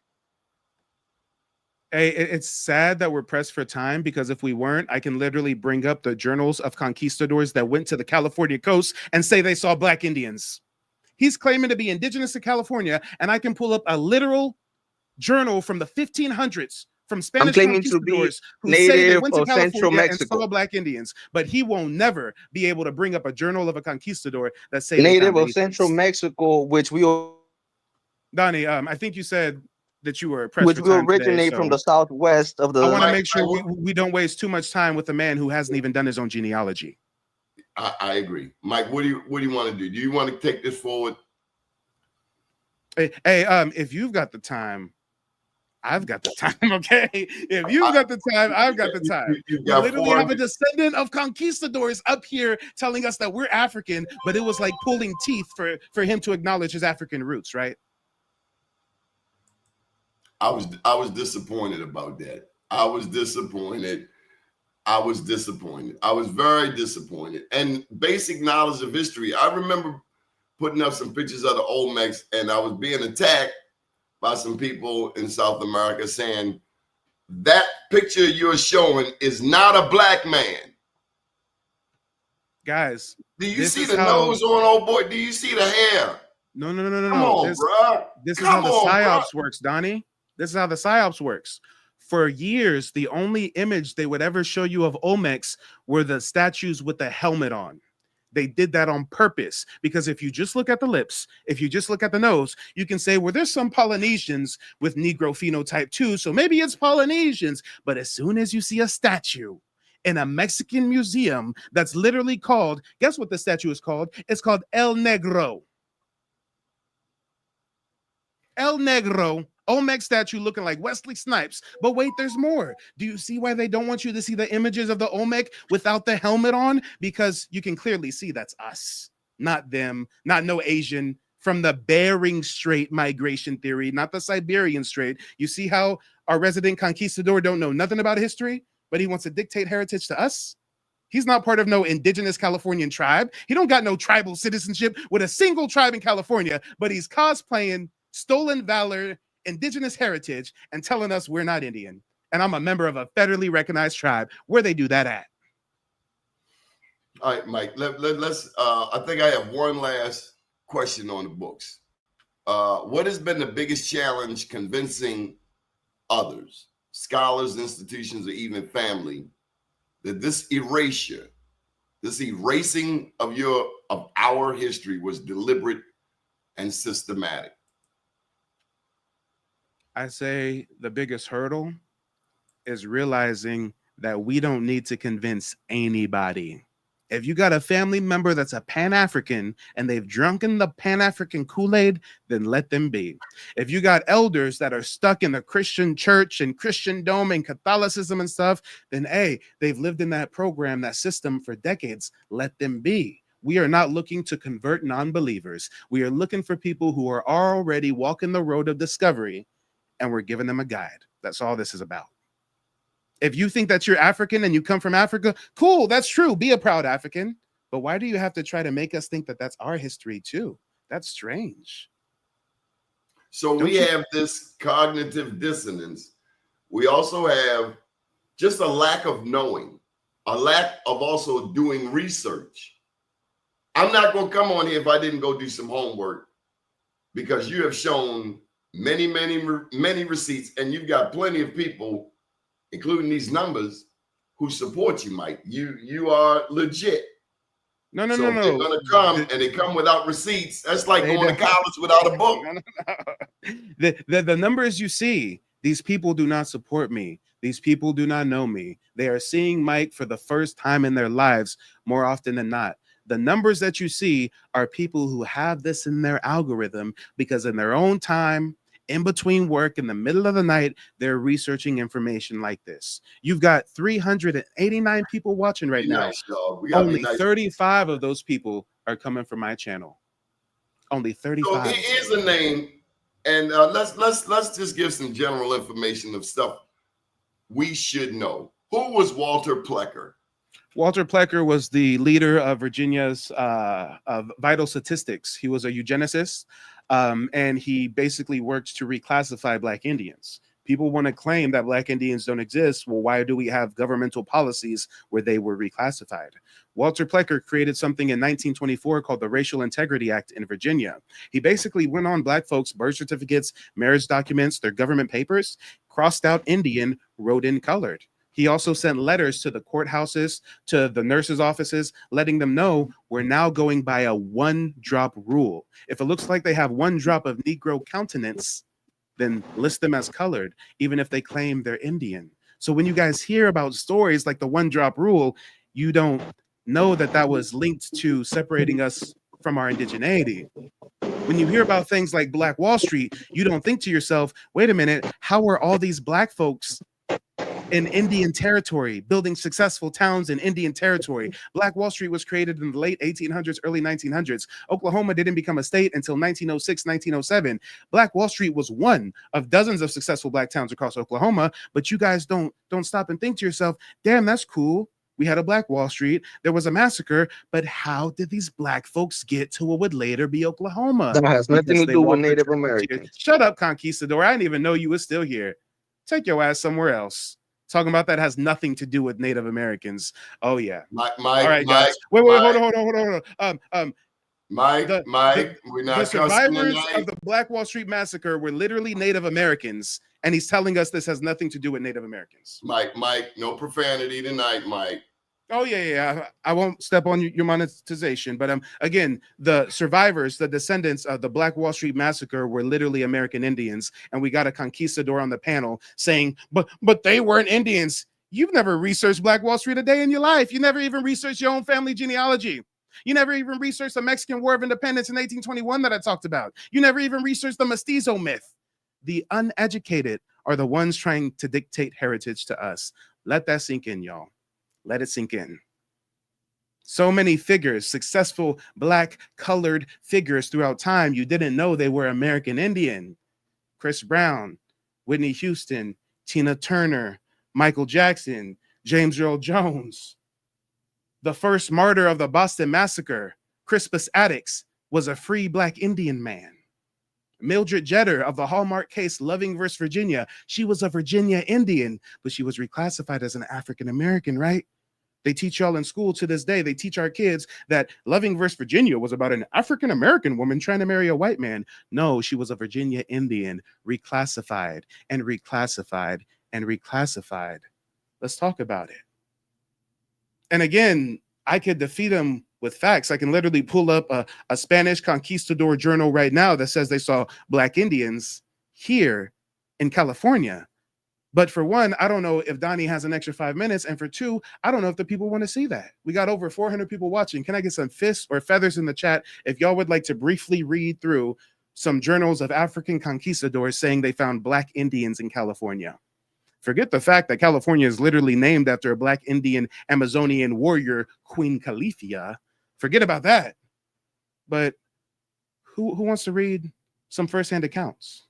I'm seeing some fists, but I don't know if Doni has time. I'm seeing some feathers too. And you guys make sure to check out nativeblackancestry.com if you want sources, receipts, documentation. I built out my website as a wealth of knowledge.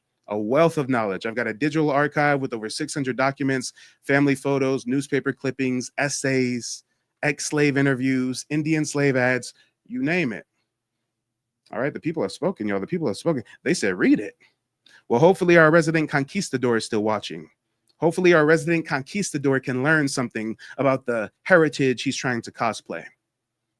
This is how you cite sources, guys. This is how you show receipts. This source right here is called the Philosophical and Antiquarian Aboriginal History of America. I'll say it again for the folks in the back. The Philosophical and Antiquarian Aboriginal History of America. It says right here, though America possesses some dark brown men approaching to be black, yet it has been almost universally believed that there were no Aboriginal blacks or Negroes found on this continent. So let's pause right there. They're saying, hey, America has some dark brown people, they got some black people, but we don't think that Aboriginal blacks or Negroes were on the continent. Now let's keep reading. But from considering the peculiar circumstances under which a black race was found in North America, I hold it more than probable that the common opinion is erroneous. So essentially he's saying, hey, we see black people in America, we see brown people in America, dark brown people in America, but we don't think they're indigenous. We think they came from somewhere else, but hold on, we found a whole black race across North America, so they've got to be indigenous. The common opinion is erroneous, right? They were wrong. Black Indians exist. But let's keep reading. Torquemada says, the Californians showed no manner of surprise at the sight of some Negroes that accompanied Vizcaino on a voyage to this coast. Let's pause right there. This is something else you got to realize. Us Black indigenous folks, we admit that the indigenous tribes of the Americas came in a wide range of phenotype, from the lightest of light to the darkest of dark. There were even some Asian Mongolians that migrated from across the Bering Strait and settled in the southwestern plains at one point. So we can admit that there was a range of phenotype. And right now, the Spanish conquistador is coming in contact with one of those lighter skinned Asiatic type natives. And these Spanish conquistadors are traveling with African slaves, with Moorish vassals, right? So if these African conquistadors, the Spanish conquistadors who got African conquistadors with them, if they're coming across some indigenous people, some fair-skinned indigenous people, these indigenous people should be shocked at the sight of these Africans, right? They should be like, whoa, dark people, black people, where they do that at? But let's keep reading, guys. Torquemada says, the Californians showed no manner of surprise at the sight of some Negroes on the coast that accompanied Vizcaino on a voyage to the coast. If we go down to the bottom a little bit more, let's scroll down a little bit. It says Torquemada ordered a Negro to distribute a biscuit to the Californians at the Bay of St. Barnabas. Y'all don't realize this. These African conquistadors were used by Europeans to broker allegiances with indigenous tribes and then take them over, right? But again, the African conquistadors send some of their Africans to the Indians to give them a biscuit, a peace offering, right? When a Negro was ordered to distribute a biscuit to the Californians at the Bay of St. Barnabas, quote, the natives seemed greatly pleased at the sight of the Negro, and they signified to him that they lived in friendship and correspondence with the people of his color, and that not far from thence was a Negro village. But the descendant of conquistadors having an identity crisis on our live stream claims that Black Indians don't exist. But here we got Africans traveling with Spanish conquistadors going to the California coast, seeing some fairer skinned, maybe even Asiatic looking Indians. The Indians are not surprised at the sight of the African. If anything, they're excited. They're happy. They said, whoa, black people, we got a whole village of black folks down the way. We friends with some people that look like that. Damn. Now, guys, check this out. Torquemada, the conquistador, is going to try to explain this away. You know, they can't accept it at first. It says here, Torquemada undertakes to explain this remarkable circumstance by supposing that Negroes had been left there by some ship from the Philippine Islands. Let's pause right there. He's coming up with a theory. Maybe another African conquistador, when he came over here from the Philippines, left some Africans here, right? Let's keep reading. But as he does not quote the time when such an event had occurred, we presumed it was a mere conjecture on his own. Basically, he just made it up. It was a mere conjecture of his own to explain an anomaly of which he had been previously ignorant. And at first, we were disposed to think the supposition plausible. But as it was found, on extending our research is that the Negro character of the Indians on this coast has been distinctly remarked by various navigators, even of the present day. We deem it impossible that any few individuals who were probably without women with them when they were left on the coast would be able to communicate their peculiar complexion and features to entire nations, even after a period of above 200 years. Let me break that down for you in layman's terms. What he's saying is they see the Black Indians on the coast. They're like, okay, maybe these folks were left here by some Spanish conquistadors from the Philippines. But then he's like, nah, that doesn't make sense. Because even if they were left here, they wouldn't have been left with women. And if they were left here without women, even if they made it with a bunch of local Indian women, they would not be able to communicate their peculiar complexion and features to entire nations, even after a period of above 200 years. Meaning, even if they was humping on a bunch of Indian women, that doesn't make up for why there's such a large population of Black Indians on the California coast. And this is written in the early 1500s. This is how you cite sources.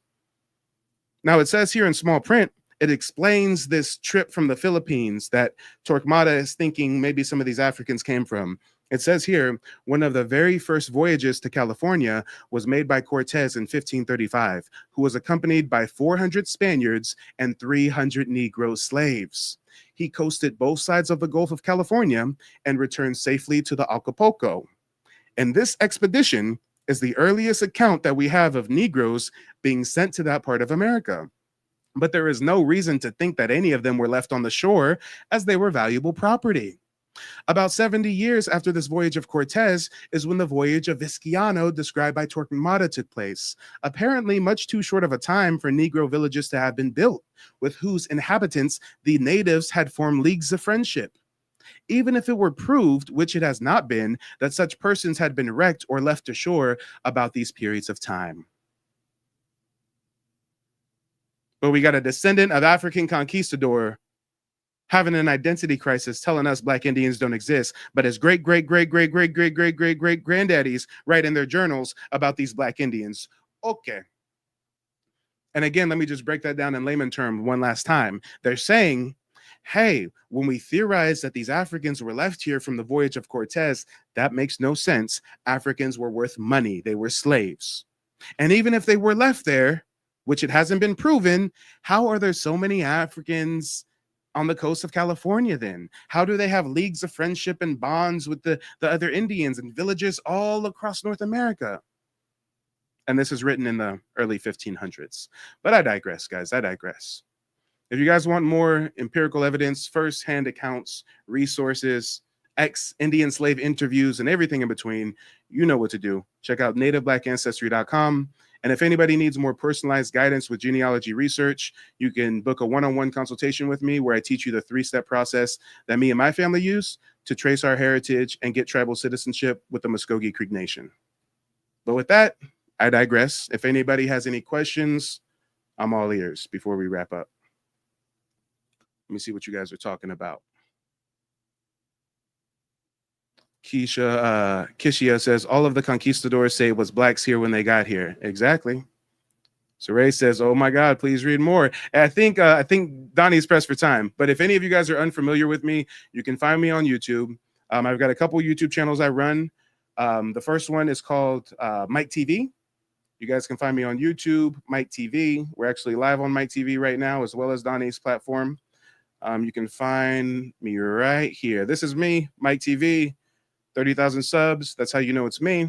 And then I have another channel called Native Black Ancestry. I'm also on TikTok under Mike TV and Native Black Ancestry. And of course, you can just check out the website, nativeblackancestry.com. But guys, make sure that when this broadcast is over, you guys like the video. If you haven't done it already, you share it with your family, you share it with your friends, because if the engagement is still rich, then I think me and Donnie might have to make this a weekly thing. We might have to make this a regular program of sorts. So if that's something that you guys would like to see, make sure to like the video, share the video, and spam the chat real quick with some fists or some feathers. Let Donnie know that you maybe possibly want Mike to come back for a third time, okay? Oh, wait, no. Technically, it's a second time that we're just having our one-on-one special, but I did join his broadcast last night. when they were talking about the Hebrews and the Moors and stuff. I'm seeing some fists. I'm seeing some feathers. Luna says, will you be live after this broadcast? You know what? Just because you asked, we can go ahead and do that. Just because you asked. I know that Donnie has to run, but we got damn near 400 people watching right now. And some of you guys are like, hey, I'd like to keep reading those journals from conquistadors. Some of you guys are like, oh, wait a minute. Mike, do you have some more sources you can share? So hold on a second. Give me 2 seconds. What I'll do is I'm going to run a quick ad just to filibuster, just to give me like 30 seconds to queue up a live stream so that as soon as Donnie stops this broadcast, you guys have something else waiting for you. So give me just a second here. I'll be right back with you. I promise. Thank you for your patience. I'm so glad that, you know what I'm saying, I even, you know what I mean, experienced this. I'm glad I experienced you from, you know what I mean, enlighten me from the internet to, you know what I mean, online, getting one-on-one in depth, giving me a lot of information that I can take back to my people as well. And hopefully we could both get the everything meshing with everything with the lineage and everything with the genealogy. This is no scam. This is all real. This is a real homeboy that put it down. He mean what he say. He got receipts and he put it down. He stands on business. Straight up. One love. Mike TV. He's knowledgeable about his information, about the American Indians and how we change our classification over time and the different types of mounds and different rules from the French, from the British. If you want viable information, you want to really find out who in your lineage and who are the people you come from, I suggest going with Mike TV. His prices are affordable. He's not like some of these other people out here. I urge, go with Mike TV. All right, ladies and gentlemen, boys and girls, I do have another live stream queued up after this one. So you don't have to go home. You just got to get up out of here. And when we leave this broadcast, I got the link in the chat for the next broadcast. So make sure to check it out as soon as this one is over. Let me see if we have any comments. Anybody trolling, any naysayers, any detractors, I welcome you. But as you can see, guys, these trolls ain't got nothing but hearsay, nothing but feelings. And over here, it's facts over feelings. Did you know that if you ask your average troll that's telling you that you're an African and you're not an Indian, did you know if you ask that average troll, well, hey, have you done your genealogy? They'll say no. Yeah. Man's really came up here trying to tell us Black Indians don't exist. Meanwhile, I'm a Black Indian. My grandfather was a Black Indian. My grandmother's a Black Indian. I got a whole line of Black Indians. What are you talking about? Matter of fact, on my website, if you scroll to the bottom, I got a little tidbit on my heritage. This is my ancestor right here. I wonder if I can zoom in on this a little bit. There we go. That's my ancestor right here. Thomas Jefferson Adams Harjo. He was a Creek Indian, town king, and chief justice of the Supreme Court of the tribe. But people are going to tell us that Black Indians don't exist, right, guys? Thomas was a distinguished, full-blooded Creek citizen, successful attorney, and respected leader in early Oklahoma. And hold on, guys. If you're already familiar with me and my program, you know that they call me the King of Receipts. It's because I don't just get up here and talk about it. I show you the evidence. I'm not going to get up here and claim that my grandpa was a full-blooded Creek Indian without showing you the Dawes rolls where Thomas J. Adams is listed as a full-blooded Creek by blood, right? But Black Indians don't exist, y'all. He's on the Dawes roll as full-blooded Indian. You can see the photo. He's clearly a Black man. That don't look like no Asian Mongolian to me. Come on. Let's talk about it. Thomas was recognized as a town king for his leadership within his community and for his significant contributions to the legal and political systems of Indian territory. As a skilled attorney, he eventually became the Chief Justice of the Creek Nation Supreme Court, where he made lasting contributions to the judicial landscape of the tribe. As a member of the Creek Nation, Thomas was deeply involved in the affairs of his people, serving as a key figure in both legal and community matters. His success in the legal field, coupled with his respected position in the tribe, established him as one of the most influential Creek citizens of his time. His legacy is further explored in the book Black, White, and Indian, Race and the Unmaking of an American Family. And you know what, guys? Actually, matter of fact, he's not just written about in that book. He's also written about in this book, The Indian Territory, Its Chiefs, Legislators, and Leading Men. Wait a minute, time out.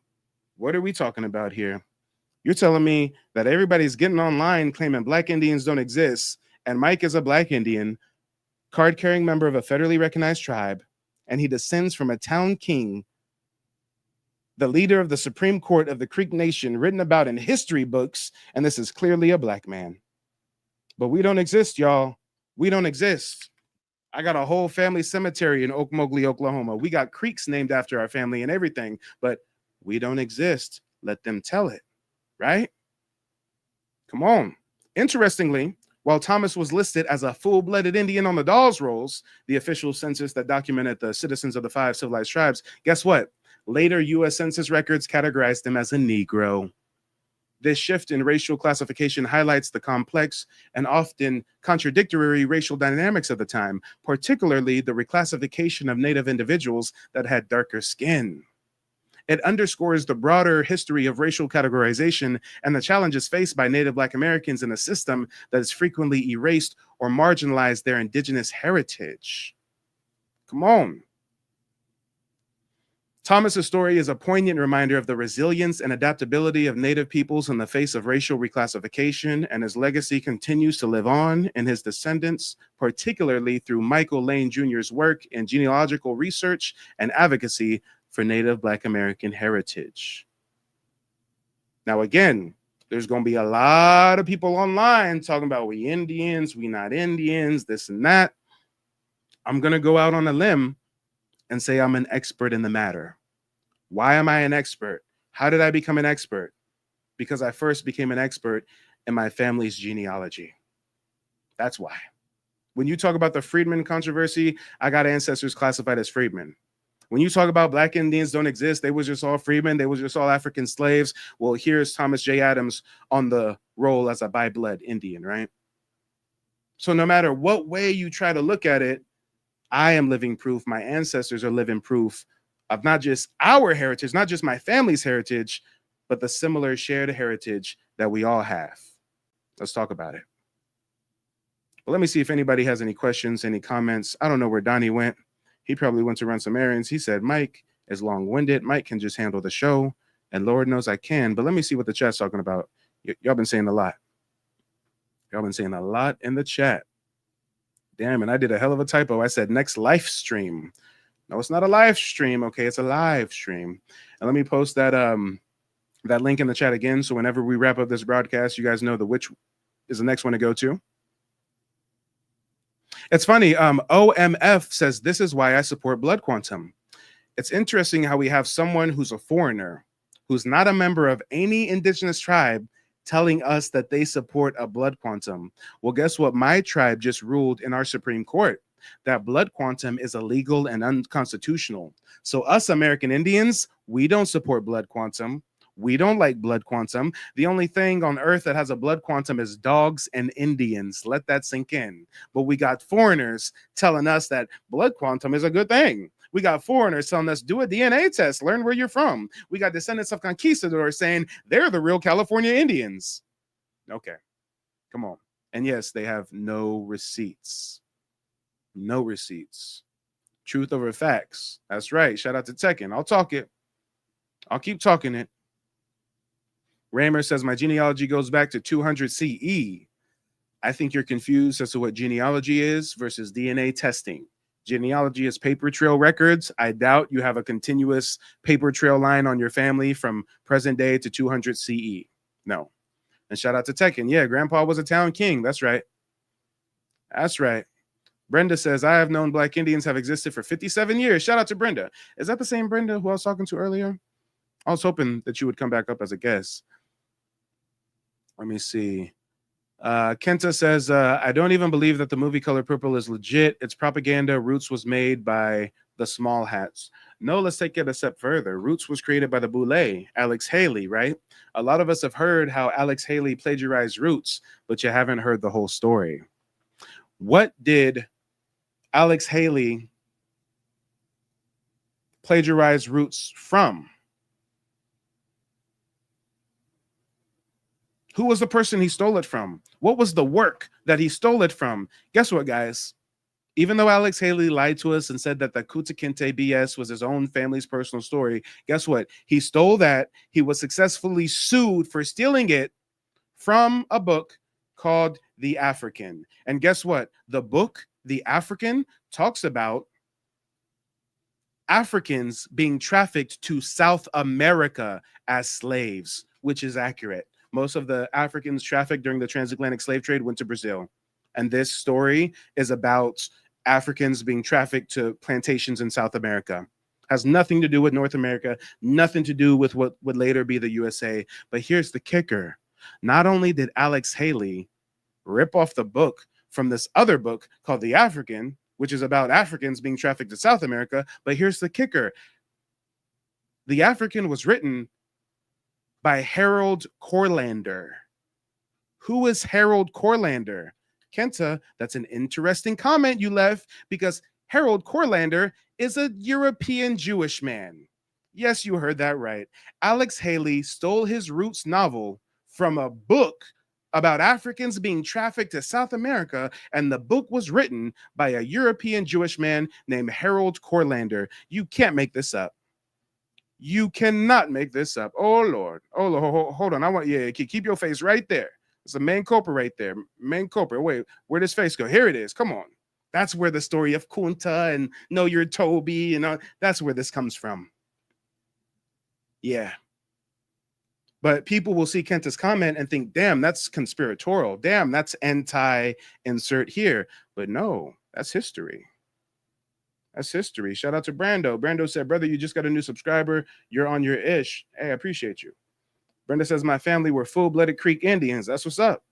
Hey, if your family was disenfranchised, if your family was placed on the separate freedman role and you need help navigating tribal citizenship, now that the freedmen have regained their citizenship rights, hit me up. I'll give you a special little hookup. Let's talk about it. Let's talk about it. Let me see. Yeah, we definitely exist. And the chat's been moving fast, y'all. The chat's been moving fast. OMF says your tribal card doesn't mean squat. No, actually it means a lot. It means I get access to federal funding, a bunch of benefits. It means me and my family get free healthcare, free dental, free college tuition. It means while you were scrambling around trying to buy some new real ID, when I do all these flights that I take, all I have to do is show my tribal citizenship ID card. Picture that. Picture that. My card doesn't mean anything, but TSA literally uses it to verify my identity. Okay. Don't let me get started about the American Indian Preference Act. Guys, I run a business. When I go to apply for government contracts, I get pushed to the front of the line. Why? Because I'm an American Indian. Matter of fact, a lot of you guys have been into status correction and you've heard about the Moorish stuff and the sovereign citizen stuff. Well, guess what? The only way that I found for you to legally change your status from a Black American or an African American is by doing your genealogy and getting reconnected with the tribe of your ancestors. Because all my life, I was an African American until I researched my family's legacy, applied for tribal citizenship, was granted it, and now miraculously, the federal government recognizes me as an American Indian. Come on, y'all, come on. And this is not to diss or knock anybody who doesn't have tribal citizenship. I'm a professional genealogist. People literally hire me to trace their family's heritage. And I have so many clients where I show them that they have indigenous ancestors. But guess what? That doesn't mean it results in tribal citizenship. You could have ancestors a part of a tribe that was never recognized by the government. You can have ancestors a part of a tribe that was only recognized by the state government, but not the federal government. You could have ancestors a part of a tribe that resisted Indian removal west of the Mississippi, so they got reclassified to Negro, colored, mulatto. Right?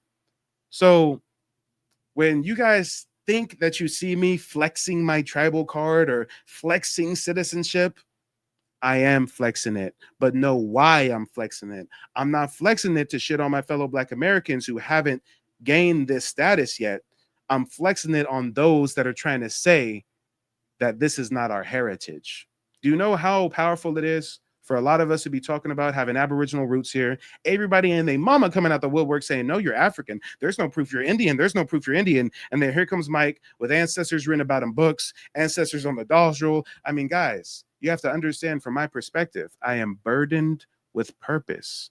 I sleep 2 to 6 hours a night. Why? Because I got to do the YouTube live streams and the TikTok videos and the genealogy consultations and the genealogy research. Why do I have to go so hard? Because unfortunately, there's not many others out there doing it. There were some. Shout out to Dane Calloway. A lot of you guys have probably put a fist in the chat if you first came into this knowledge watching a Dane Calloway video. I know I did years ago. But over time, you know, the message gets twisted. You watch the content, but you don't really get solutions and you're looking for more, right? You come across somebody on TikTok talking about Black folks are indigenous. That's cool, but can you give us the evidence? Can you give us the receipts, right? And unfortunately, I say this not in a braggadocious tone. I say this sincerely with dismay. It is so unfortunate that I am the only Black American with tribal citizenship on social media providing services to help our community. I did not say that I'm the only Black American with tribal citizenship. There's hundreds of thousands of us out there. I did not say that I'm the only Black American talking about our indigenous history on social media. There's dozens of us out there.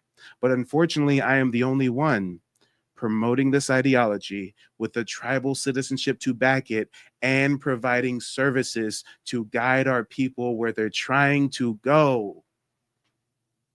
And it hurts me to say that. That's terrible. Our opposition got dozens of news stations and YouTubers talking about this Pan-African stuff and we're not Indian, we're African, we're not Indian, we're African. I mean, our opposition got the media game so down. Look at Umar Johnson. That's how he's been able to peddle his school scam for decades on decades, right? But when it comes to us promoting this indigenous heritage, you guys can probably count the content creators that you've seen promoting this ideology. You can probably count it on 2 hands. 2 hands. And that's not a good thing. That's not a good thing at all. Let's talk about it. Shout out to Tekken. Tekken says, this stream just made my night because my mom, some gorgeous Black Indian woman, told me that I was Black and indigenous. Been roasting her sister, my auntie, for going back and forth with Africa. That's right. Shout out to the realist. She says, I've been researching for years and I will never stop looking into my family. Exactly. Genealogy is a marathon. It's not a sprint. Let's talk about it. Let's talk about it. Kako says, I have my tribal card, Mike, but can you assist me with access to resources? It really depends on the tribe. So if I was you, I'd send me an email, mike@nativeblackancestry.com, and I can help you out. Family is Everything says, I love Dane and Tanisha Calloway. Yeah, they made some great content that I liked back in the day. I kind of stopped watching them when he went down the whole rabbit hole of Harriet Tubman never existed and Nat Turner doesn't exist. I mean, Nat Turner was, I think, a Nantucket Indian. He literally has living descendants to this day. So, yeah, that really turned me off. But a lot of Dane's older stuff was cool. I learned about the Ocean's Gyres from Dane Calloway, so that's cool. But he also speaks against Black folks getting tribal citizenship. So that's also something that I really caution against, you know. I'm not going to tell a Black American that they should get tribal citizenship or that they should not get tribal citizenship, but I am going to tell you to watch out because every single person that you see online deterring or discouraging Black Americans from getting tribal citizenship, guess what? Every single one of them are people who don't have tribal citizenship themselves. You will never find anybody with tribal citizenship telling you you shouldn't get tribal citizenship. You don't need that card. That card don't mean nothing. There ain't no real benefits. Why you want to be a part of this fake tribe? The only people you hear talking against tribal citizenship are those who don't have it. And what's even worse is they'll make excuses. I can have it, but I don't want it because I don't need it, but I could really have it, but I don't need it though. I mean, watch out for that. Mike, special thank you to StemCityUSA.com. I heard you now. I missed this. You said you're the only Black American in what? I'm the only Black American with tribal citizenship promoting this knowledge on social media that is also providing services to guide our people. Okay. What have you learned tonight, Mike? I've learned that a lot of people are still following this Bantu African thing. I didn't realize how prevalent that was until Brenda brought it up tonight. And when I was on your broadcast last night, somebody else was trying to argue that to me as well. I never heard of it before today. No, last night, remember, we had old boy called in and he said the same thing. He said that the Egyptians were Bantu Africans and we all come from Bantu Africans, right? You must have forgot. It was a late night, but yeah. What I am grateful for is that we're having this conversation. And a lot of people are illuminated. A lot of people, you have opened up a lot of. Have we plugged your website? Yes.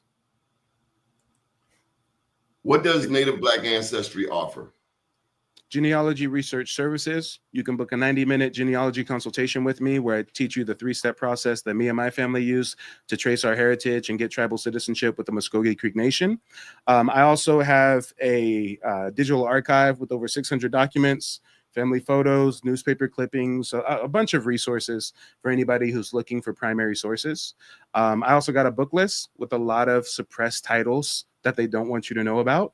And I've got that tribal surname tab, where you can see if any of your family's last names align with any of the quote unquote 5 civilized tribes. So yeah. What are the 5 civilized tribes for those who don't know? And this is something, as we are talking about Native American ancestry, we all should know this term, right? Yeah. So the 5 civilized tribes would be the Cherokee, the Chickasaw, the Choctaw, the Creek, and the Seminole. Now these are 5 broader names, so under each one of those are a number of different names? To a degree. So for example, when you talk about a tribe like my tribe, the Muskogee Creek Nation, we were never a tribe in the modern sense. You think of a tribe as like one closed network of people. No, we were a confederacy of dozens of tribes. There was the Yamasi, there was the Catawba, there was the Wale.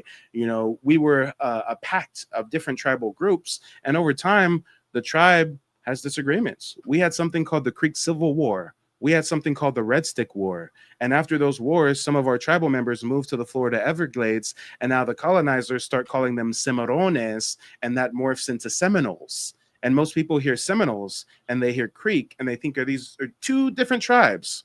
They are 2 different political entities, but they have a shared heritage. Isn't the term 5 civilized tribes racist, derogatory, self-centered, parochial in and of itself? Who the hell's one people to call another people civilized, uncivilized? I used to think it was. What does civilized really mean? Doesn't civilized really mean that you were okay with the American agreement? No. So at first I thought the same thing. At first, I thought this is a racist term. This is like, what? Who are you to say who's civilized and who's not? But when you look into the history, I like the term. And the reason why I now like the term is because it's a conversation starter to highlight something that most people are not privy to. When you hear the term 5 civilized tribes, you have to think about it this way. There were thousands of tribes in North America. What makes these 5 civilized?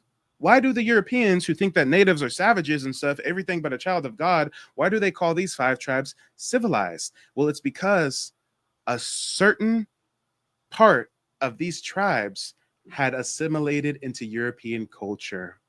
There were Scottish Highlander migrants from Scotland, Scottish men, who since the 1600s were forming trade alliances with indigenous tribes in the Southeast and intermarrying with indigenous communities.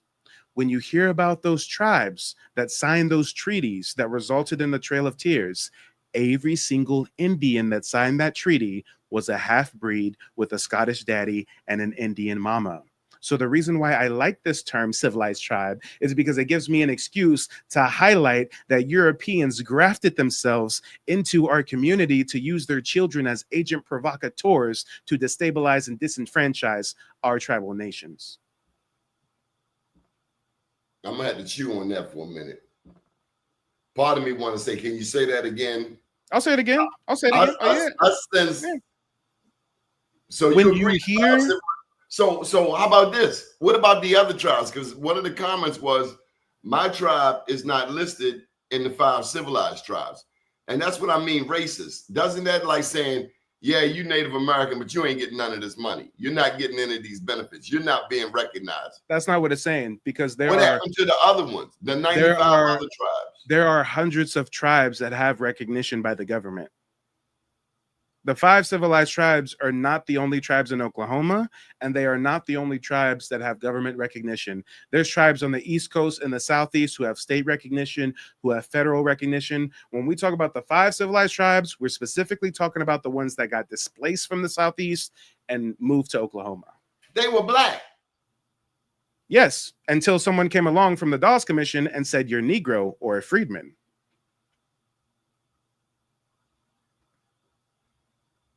Think about this. Indian removal is 1830s, right? Dawes Commission was created. You fought to be a member of a group that did everything to exclude you. No, I didn't fight anything. I traced my genealogy.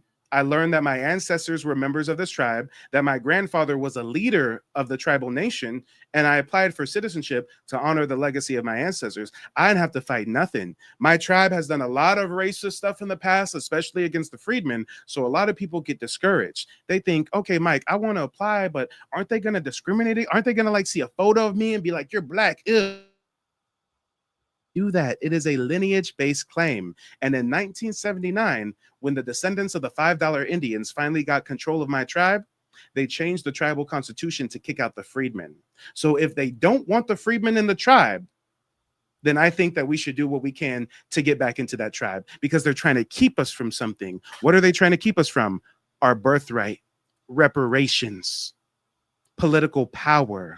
At the end of the day, it's about land and money and land. I get that. And shame on them people. I mean, can you imagine paying somebody $5? I can imagine trying to get some land on a discount. What I cannot imagine is being a culture vulture. Now I'm your, yeah. Why are you gonna fake who you are to get the land? I get it, but you perpetuate it. You teach your children this lie. No wonder America's so messed up. It's based on lies. Absolutely. And your inheritance, and my inheritance, and everybody else who's owed an inheritance. What's Free Pow Pow talking about? We are Aboriginals, not natives. These are those people that gangbang semantics. These are those same people who say, stop using the term black because black law's dictionary and black is dead in the eyes of the law. These are people who gangbang terminology. That's all that is. We can use the term Aboriginal. We can use the term Indigenous. We can use the term Native, because we are all of the above. But when you talk about Bering Strait immigrants cosplaying as Native Americans, they got to stick to that Native American term, because they're indigenous to Asia, not indigenous to the Americas. Native just means born here at the end of the day. So that's why I say we're all of the above. We're born here. We're indigenous to here. We're Aboriginal. We're autochthon. I think the term is, right? Whatever term you want to use, you can use it. But guess what? If 99% of Black America has no idea about their indigenous heritage, you're not doing them any favor by using these grandiose terms that are going to confuse them. If this broadcast, instead of being called Native Black Americans, the history they stole from us, if it was called Indigenous Aboriginal Autochtons of the Americas, Black Americans wouldn't know we're talking about them, because Black Americans have been reclassified as Black Americans. So you got to use the speech that the people you're trying to wake up are used to using to represent themselves. But you don't know that, and you don't need to know that, because you're a spectator. Well, I do get this reclassification thing that sounds like what this government, that very much sounds like what this government would do. When you think of all of the diabolical things that have been done to beautiful brown-skinned people across this land historically, I don't put anything past these people. I think you should touch on that a little bit more. Well, when you go out there looking for your history, I mean, you look at the history of America, I mean, so much is a lie. I don't know, after these conversations, I cannot say definitively that I know I'm a descendant of a slave. I could be a descendant of an African, but it doesn't mean that that African was enslaved, because there were Black people in the Americas with no history of slavery. Dr. Helena Hicks said that on our network. I got the tape from 11 years ago. Mm-hmm. And it was the first time I'd ever met a Black person who had done their genealogy and who definitively knew that she did not have a history of slavery in her family, because we have the assumption, and that's the mistake a lot of us make. We assume that our ancestors were enslaved. We assume that. We don't know. Nobody showed us. Nobody showed you a damn picture. Nobody gave you a receipt. But What even they if you have did- an ancestor that was enslaved, even if you find an ancestor that was enslaved, that doesn't mean they came from Africa. And it doesn't mean that their parents were enslaved. I mean, we saw in many movies the possibilities of things that happen. A free person could have been caught up in a slave trap. Imagine that. A free person, a free Black person, no history of slavery in their family, and they ducking slavers. That's the movie 12 Years a Slave. That's what that movie was about. He was a free Black Indian, Solomon Northup from the East Coast, and they went kidnapped drinking him, with them sent him white to the boys. South. Yeah. He went drinking with them white boys and woke up as a slave. Guys, look up the Fugitive Slave Act. The federal government said that slave catchers can go even into free states and take slaves that ran away that were fugitives back to their masters. And here's the kicker. This is what they did. Slave catchers would really just go hunting for Black folks. And if a Black person got taken and they said, no, I'm not a slave, and they went to court saying, no, I'm not a slave, they had a special hearing where you don't get a jury. It's one dude in charge of it, and he has a financial incentive. Everybody that he says is not a fugitive, they're really free, he gets $5. Everybody he says is a fugitive, send them back to the plantation, he gets $10. So some of our ancestors were kidnapped, no trial, no jury, and the judge literally has a financial incentive to reclassify you as a fugitive slave. But wait a minute. That sounds kind of pseudo, right? Some people are going to say that that's conspiratorial. Like what exactly are you talking about? The government, the US government sanctioned Black Indians to be kidnapped, right? But guys, check this out. This is how mainstream this knowledge is. Check this out.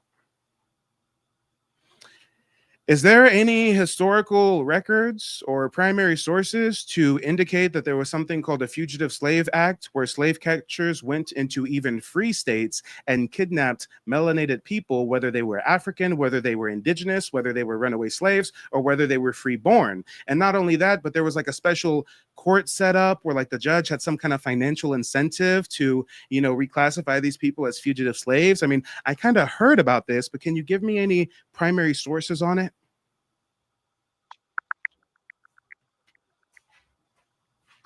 I like Corporal's comment. Historical records confirm that the Fugitive Slave Act of 1850 allowed slave catchers to go into free states and capture people regardless of their status, whether they were escaped slaves, freeborn, or even indigenous people. There was indeed a special system where the commissioners had a financial incentive to rule in favor of returning alleged fugitives, which unfortunately led to many injustices. If you like more detailed sources or specific documents, I can definitely find those for you. All right, Mike, I got a challenge for you. The oldest DNA is the San Bushman of Namibia. Says who? Science.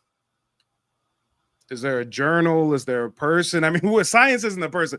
We can't personify a field of study. Come on. No problem.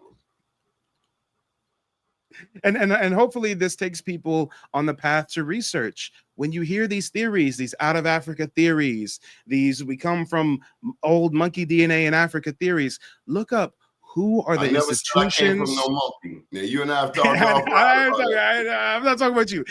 That was not a diss at you. I ain't claiming no monkeys. I'm just saying, look up who's promoting this rhetoric. And more often than not, they're literally eugenicists, anthropologists, friends with the Klan and Nazi Germany and stuff. I mean, it gets real deep. The Nazis said that they were inspired by Walter Plecker when it came to what they did in Germany. There was members of the Nazi Party in correspondence with Walter Plecker. Look at these allegiances. People talk about Marcus Garvey. Marcus Garvey was friends with the KKK. He teamed up with the KKK. Marcus Garvey did? I never heard Marcus that Garvey. one. Because they don't For teach what? you that in school. For what? What did he team up with him for? Because the KKK wants to get rid of black people in America. And Marcus Garvey wanted to promote his scam for his shipping line that was supposed to take all these black Americans to some new colony in Africa. So you said Marcus Garvey was a scammer? He was convicted for scamming by our federal government and deported. Yes. Well, you just said this government ain't to be trusted. Now I'm a little lost there. This is the bad guy. America is the bad guy. I never said this government is not to be trusted. I speak way more specific than that. I'm saying that Marcus Garvey was a convicted What has the fraudster. government done for brown people that we can trust except kill us and lock us up? I don't trust a damn thing from any of them. If that's the case, we should be slaves picking cotton right now, right? No, I ain't say that.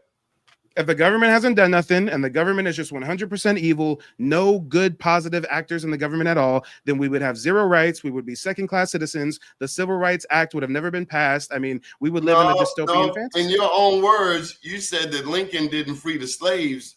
The slaves were freed by revolutionary acts. Exactly, they were.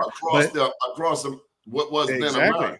Exactly. But when they were freed, we fought for our freedom, including Nat Turner and the multiple insurrections, Seminole Wars, the Indian Wars. The Indian Wars, we are becoming clearer that we were fighting. Those were us. Yeah. And if there's no positive actors in the US government, then after we got our freedom, we would receive zero enfranchisement. You do know that there were independent Black thought revolutionaries that rose into government positions and passed laws in our favor. There were some positive groups. It wasn't just the evil boule. There were positive factions working with the government. Do you think that Martin Luther King Jr.'s alliance with the federal government didn't benefit us? Do you think that Martin Luther King was a sellout for working with the government because the government has done us so dirty? Because if you feel that way, if you think that way, if the government is just this big bad evil, guess what? You're entitled to feel that way. Denounce your U.S. citizenship. Go move to China. They ain't never did nothing to Black Indians. Go move to Australia. They ain't never did nothing to Black Indians. But you don't get to tell me to move. I move when I choose to. I'm not talking to you specifically. I think you're smart enough to know that, okay? But when we talk about people, it just comes out.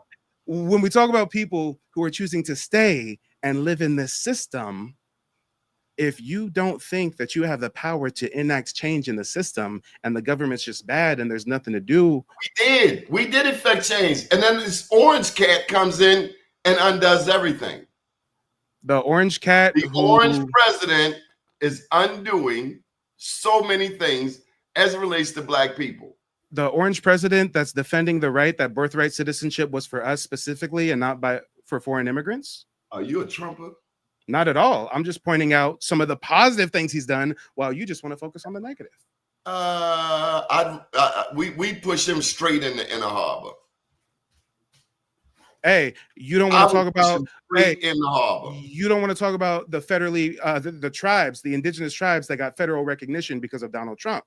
I guess it's not popular to talk about it. Go ahead and talk about it. Even in his first term, President Trump gave tribes federal citizenship who've been fighting for it for decades. Matter of fact, even before Trump was president in the 1990s or 1980s, you guys can look it up. Google, go on YouTube and type in Trump, they're not Indians. Trump was talking about this $5 Indian, this pretending thing for a long time. There was Italian mobsters that got their way into tribal status. And when it came to building Jersey City out there and getting all those casinos, even though it was Indians building the casinos, really the Italian mob was behind it. And Trump was in hearing, speaking out against it, saying, hey, these don't look like no Indians I've ever seen. So again, it's real easy to may have done that good thing, but it doesn't take away the fact that this cat is doing everything to erase Black people across the land. Name one thing Trump did to erase Black people. I've never heard of this. I didn't know I was being erased by Trump. Black people are facing madness with this fool every day. I live over here in Baltimore, 45 minutes I'm down a black the road. person. Listen, 45 minutes down the road, this man has an entire city on pins and needles over some dumb sugar, honey, and iced tea. He got the National Guard. He sidelined the police chief, bruh. Now slow down. He ain't I'm getting a no black love. American, and I don't feel any pressure from Trump. He gets I'm no not giving him any love, but I am going to say I don't think he's harmed my life at all. And I don't think anybody can say what Trump's done he's to harm them. erasing black institutions. He's cutting funding to Head Start. He's cutting money to this network. He's cutting money directly to this network. That affects your network. That doesn't affect all of Black America. That's politics. That's we funding. Are black. Funding comes, I am funding a part goes of black with different America. administrations. Come on, you know that. Oh, pimp. Oh, now. He's cutting my money. I am black. Whatever you want to call it. He a problem. And now I see why you're upset about him, because he's messing up your personal finances. But when we talk about him being this big orange boogeyman, I'm just not seeing it. No, really? Yes, Redbone. Ice Cube met with him in his first term to find solutions for black people. Yeah. Come on now. Hey. So I'm assuming that you're no a Democrat, no then, disrespect. right? We're talking history. You brought up Trump. I didn't bring up Trump. Trump is a problem. To you, not to me. He may have done some things for the civilized tribes, the 5 civilized tribes. I may be a beneficiary, a co-beneficiary in part. But nationally, Orange Man a problem. We don't like him. Nobody I know likes him. Before you speak for your new audience, over 400 people watching, let's do a quick poll. Put a 0 in the chat if you don't like Trump, if he's the evil orange boogeyman, and put a 1 in the chat if you're indifferent about Trump. I'm not saying I like him. I'm indifferent on him. I don't follow national politics. He's not affecting my taxes or my day-to-day. He's not stopping me from promoting Indigenous history. We'll put a 0 in the chat if Trump is harming you personally, and a 1 in the chat if you're indifferent on the matter. Let's do it. So far, I don't see nothing but 1s. Someone says, I like Trump. I ain't going to go out and say I like the man. I see a lot of 1s.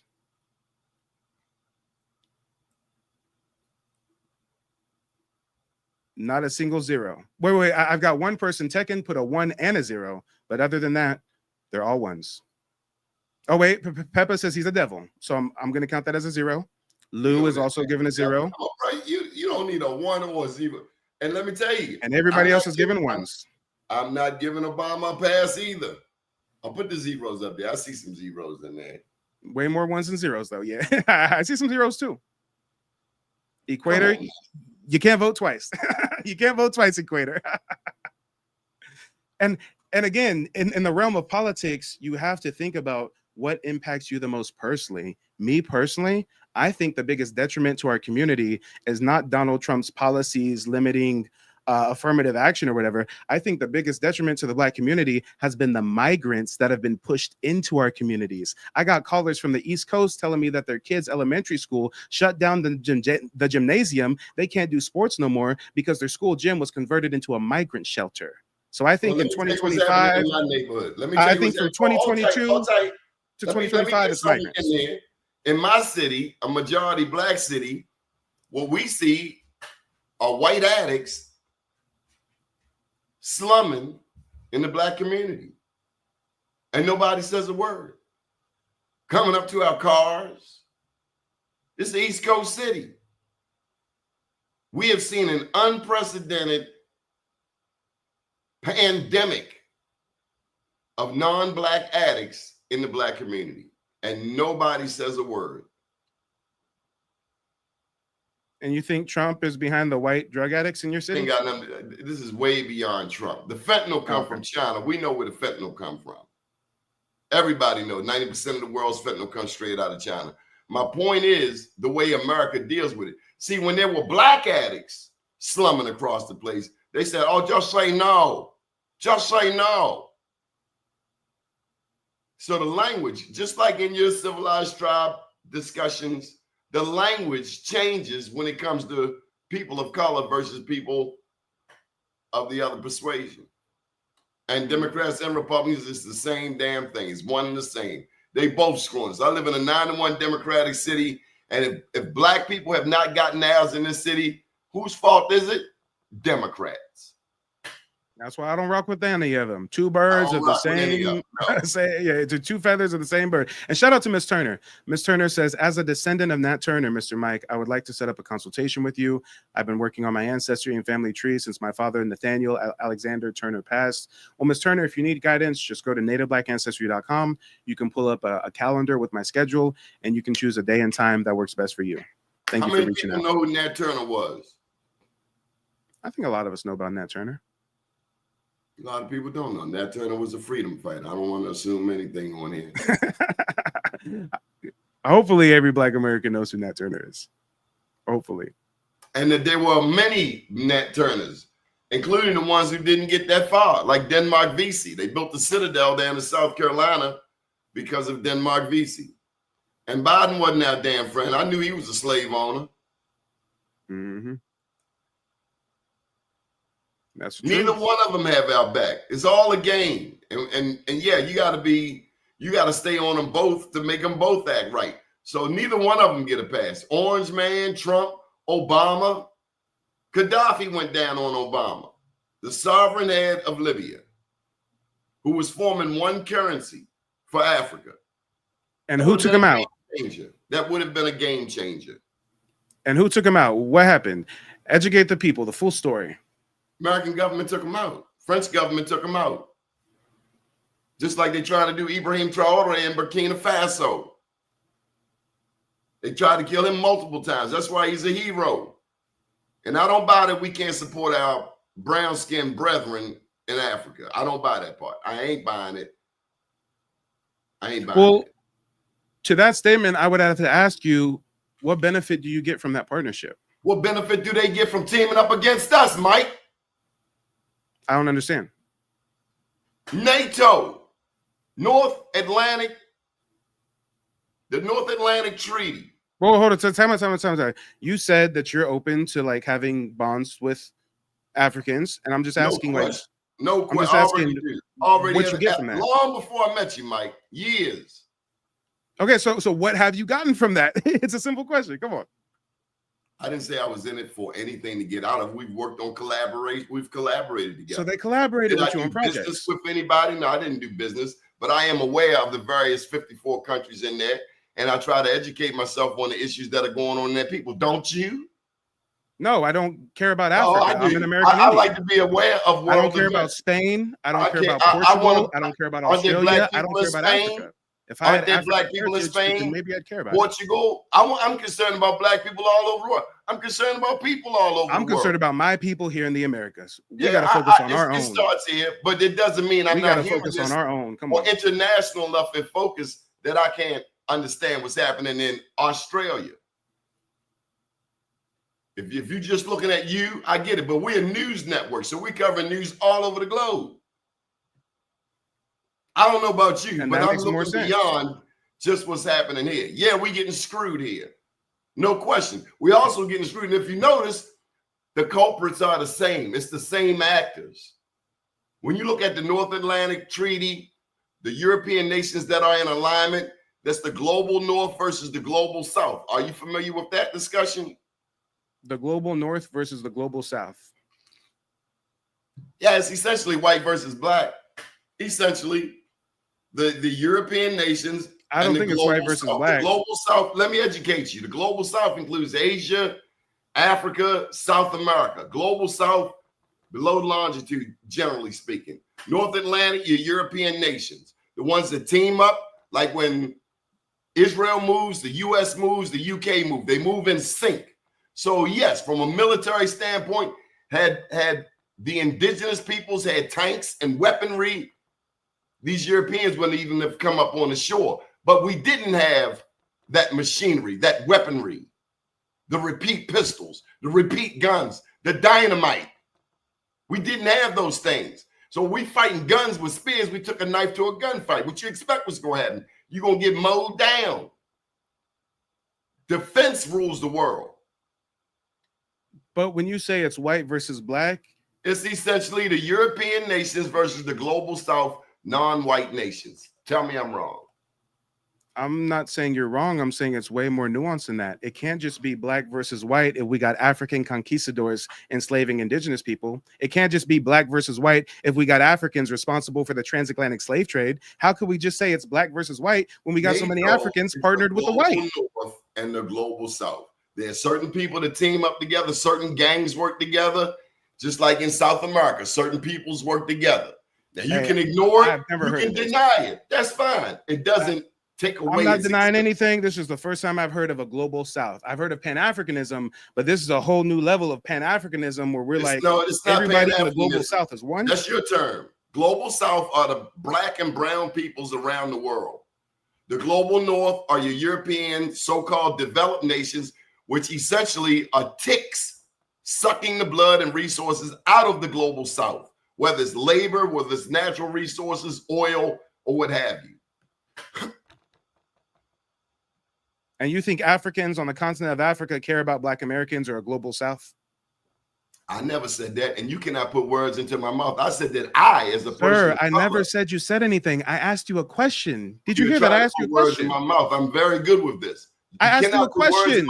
Because it ended in a question mark. I'm an orator, and I can set my own way of speaking. I'm very capable of articulating my perspective. Chad, did I put words in his mouth, or did I literally ask him a question? No. Leave Chad out. This me and you. This head up. Leave your homie to the side. Then we're both grown men, and you know that I just asked you a question. I didn't make a statement. I said, do you think Africans in Africa care about Black Americans? And you didn't give a concrete answer. You likened me, attempted to associate me with the Pan-African. You're even worse than a Pan-African. You're talking about a global South. Tell me I'm worse, man. You a just global South. We're all kinfolk because we're in the South of the world. Mike, what? Mike, I have a right to my opinion. I have a right to my perspective. I am meeting you. You are introducing me to a great wealth of information. At the same time, I can think for myself. I'm 60 years old, bro.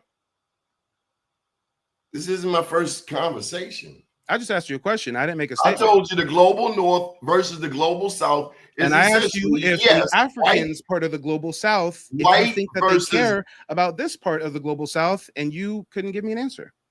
Brother, I'm very capable of giving you an answer. Let me tell you something. Okay. So can I get a yes or no? What's your question? Ask your question.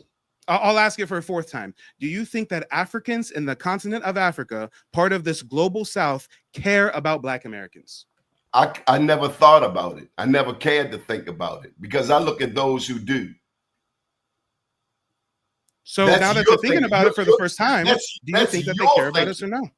That's your thinking. That's not my thinking. So just like you told, what's his name, the Latino kid, that he can't put his thinking on you, you can't possibly think for me. You can help me, but I in no way know what Africans think. It's critical thought. That's all it is. I don't if you're going to tell me, Mike, I can't answer your question because I've never thought that way. And I'm saying, well, now that you're thinking about it, do you think that they support us or no? Is that such a crazy question for me to ask? But that wasn't your question. Is that such a crazy question? Do I think they support? There are some Africans who have been supportive of Black causes. I do know that. Yes. I'm hesitant to even ask another question. Time out. I'm hesitant to ask another question. Slow down, son. I told you early in this broadcast about the relationship between Kwame Nkrumah and W.E.B. Du Bois. You glossed over it as if it was nothing. That is a niche example, OG. Yes, niche example, what have you. It is an example. The only example of Africans reciprocating anything with us is Kwame Nkrumah and W.E.B. Du Bois way back when? You'd have to dig up W.E.B. Du Bois and ask him because he chose to be buried there. I'm just giving you the information that an elder who was very articulate, very intellectual, decided to be buried in Ghana. He decided to have a relationship with the country of Ghana. What's wrong with that? Do you have a problem with that? Now you're putting words in my mouth. Do you have a problem with Africa? I never said there was anything problem with W.E.B. Du Bois being buried in Africa. Do you have a problem with Africa? No. I asked What reciprocation have we got from Africa? I If wasn't we've done looking so for no much, I can reciprocity. list so many things that we've done for the continent of Africa. Red Cross rice, feeding the children, wells, pen pals, you name it. But when I ask people, name a single thing that Africans have given us in return, I never said they did anything for me, W.E.B. Du son. Bois wanted to be buried there. I never And W.E.B. Du said, Bois was a boule sellout. you're trying to drag me down a rabbit hole, and we're going to end this because this has gone away from the script. I never call myself speaking on behalf of Africa, Africans, or anything to that effect. So don't attempt to paint me in a picture. I'm a humanist. I love all people. I love my people. And we are discovering in this conversation more and more about who we are. But I will give you one thing. In all that you do, just have some respect. And that goes both ways, OG, most definitely. Okay. Do you want to close it out? And well, ladies and gentlemen, boys and girls, you know where to find me. I'm gonna go live right now. We're starting the live stream. I already posted the link in the chat. I know a lot of you guys earlier, when Donnie wasn't here, was asking, hey, when this broadcast is over, are you gonna go live, Mike? What's gonna happen? The link is posted in the chat once again. Go ahead and click that link. We're live right now. The broadcast has already started. Go over there if you want to keep the conversation going. Again, huge shout out to our elders. Huge shout out to everybody trying to push this indigenous knowledge. But we've got to know that if we're going to give or extend an olive branch to any other community outside of our own, we got to get something in return. And that's not selfish. That's called good business. That's called politics. That's called fair exchange. Let's talk about it.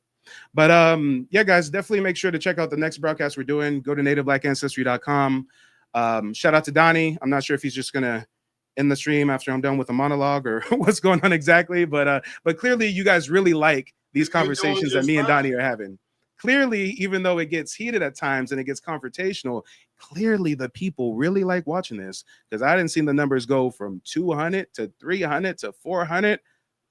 And it's just evidence that the community is seeking this knowledge. So shout out to Donnie for providing the platform, and shout out to everybody for tuning in. I'm not good. Listen, I have learned a lot, but I'm not just going to all of a sudden say F Africa because that's your belief. That's not my belief at all. I never said F Africa.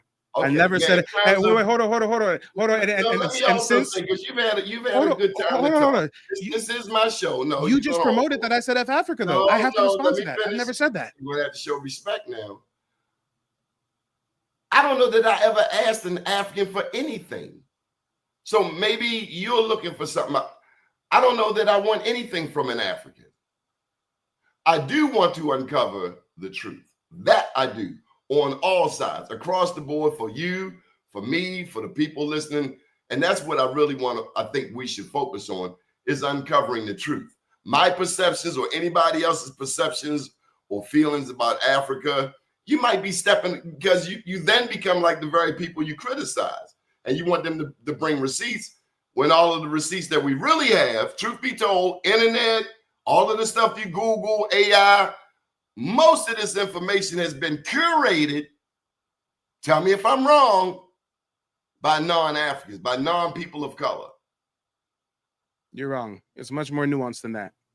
AI has its challenges, as you well know, and we must get better. And what I really like is how you have shown us how to question chat and how to follow up, much like the police do, and it's asking the right questions. So I ain't got nothing but love and respect for you. Keep doing what you're doing. Likewise. Well, before we wrap up, though, because you mentioned that you believe I hate Africans, I just got to clear the record there. I don't hate anybody. I don't care enough about Africans to have hate in my heart. What I am speaking against is their role in the transatlantic slave trade that destabilized my indigenous reclassified as African if Africans didn't sell their own people to Europeans for trinkets. And then in modern times, instead of acknowledging that history, atoning for that history, they're doing tourism scams, trying to get us to go over there and invest in their countries. Mike, I gotta say, that's a blanket statement. No, not everybody in Africa is doing scams. Are their ancestors responsible for slavery? 1 billion%. Now, how are you going to get this generation to give reparations when they still got the European colonizers' foot on their neck.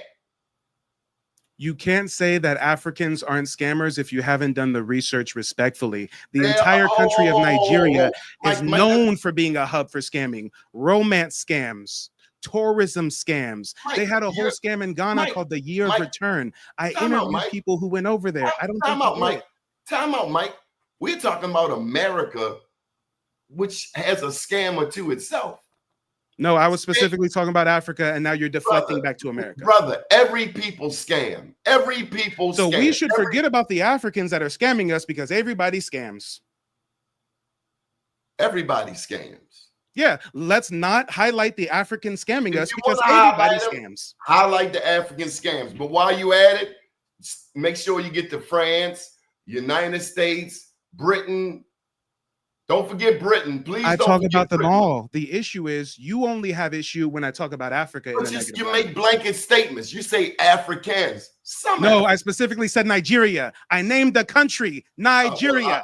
I didn't hear it in the midst of. Guys, he didn't hear me say Nigeria. Put a 1 in the chat if you heard me say Nigeria, and if you heard me say Ghana, and if you heard me cite their year of return thing as a scam. What are you talking about? How is that a blanket statement? I said 2 countries, 50 plus African countries. I named 2. I said the Nigerian romance scams. I said the tourism scams. And then I mentioned the Ghanaian year of return. Come on. Come on. I don't know what happened, guys. I'm on the big screen solo dolo. All people scam. Why are you deflecting? Brother, let me say something to you. I like you, but you can't speak for me. You can't think for me. I think this show is done. Sir, you're literally deflecting. If I say Europeans enslaved us and you say, well, all people enslaved people, that's a deflection. With a young man who's lacking respect. So we just going to show some respect. And you say all lives matter, that's a deflection, right? We're going to show some respect. Don't all lives matter it, OG. We're going to show some respect and have a great day. Good evening, everyone.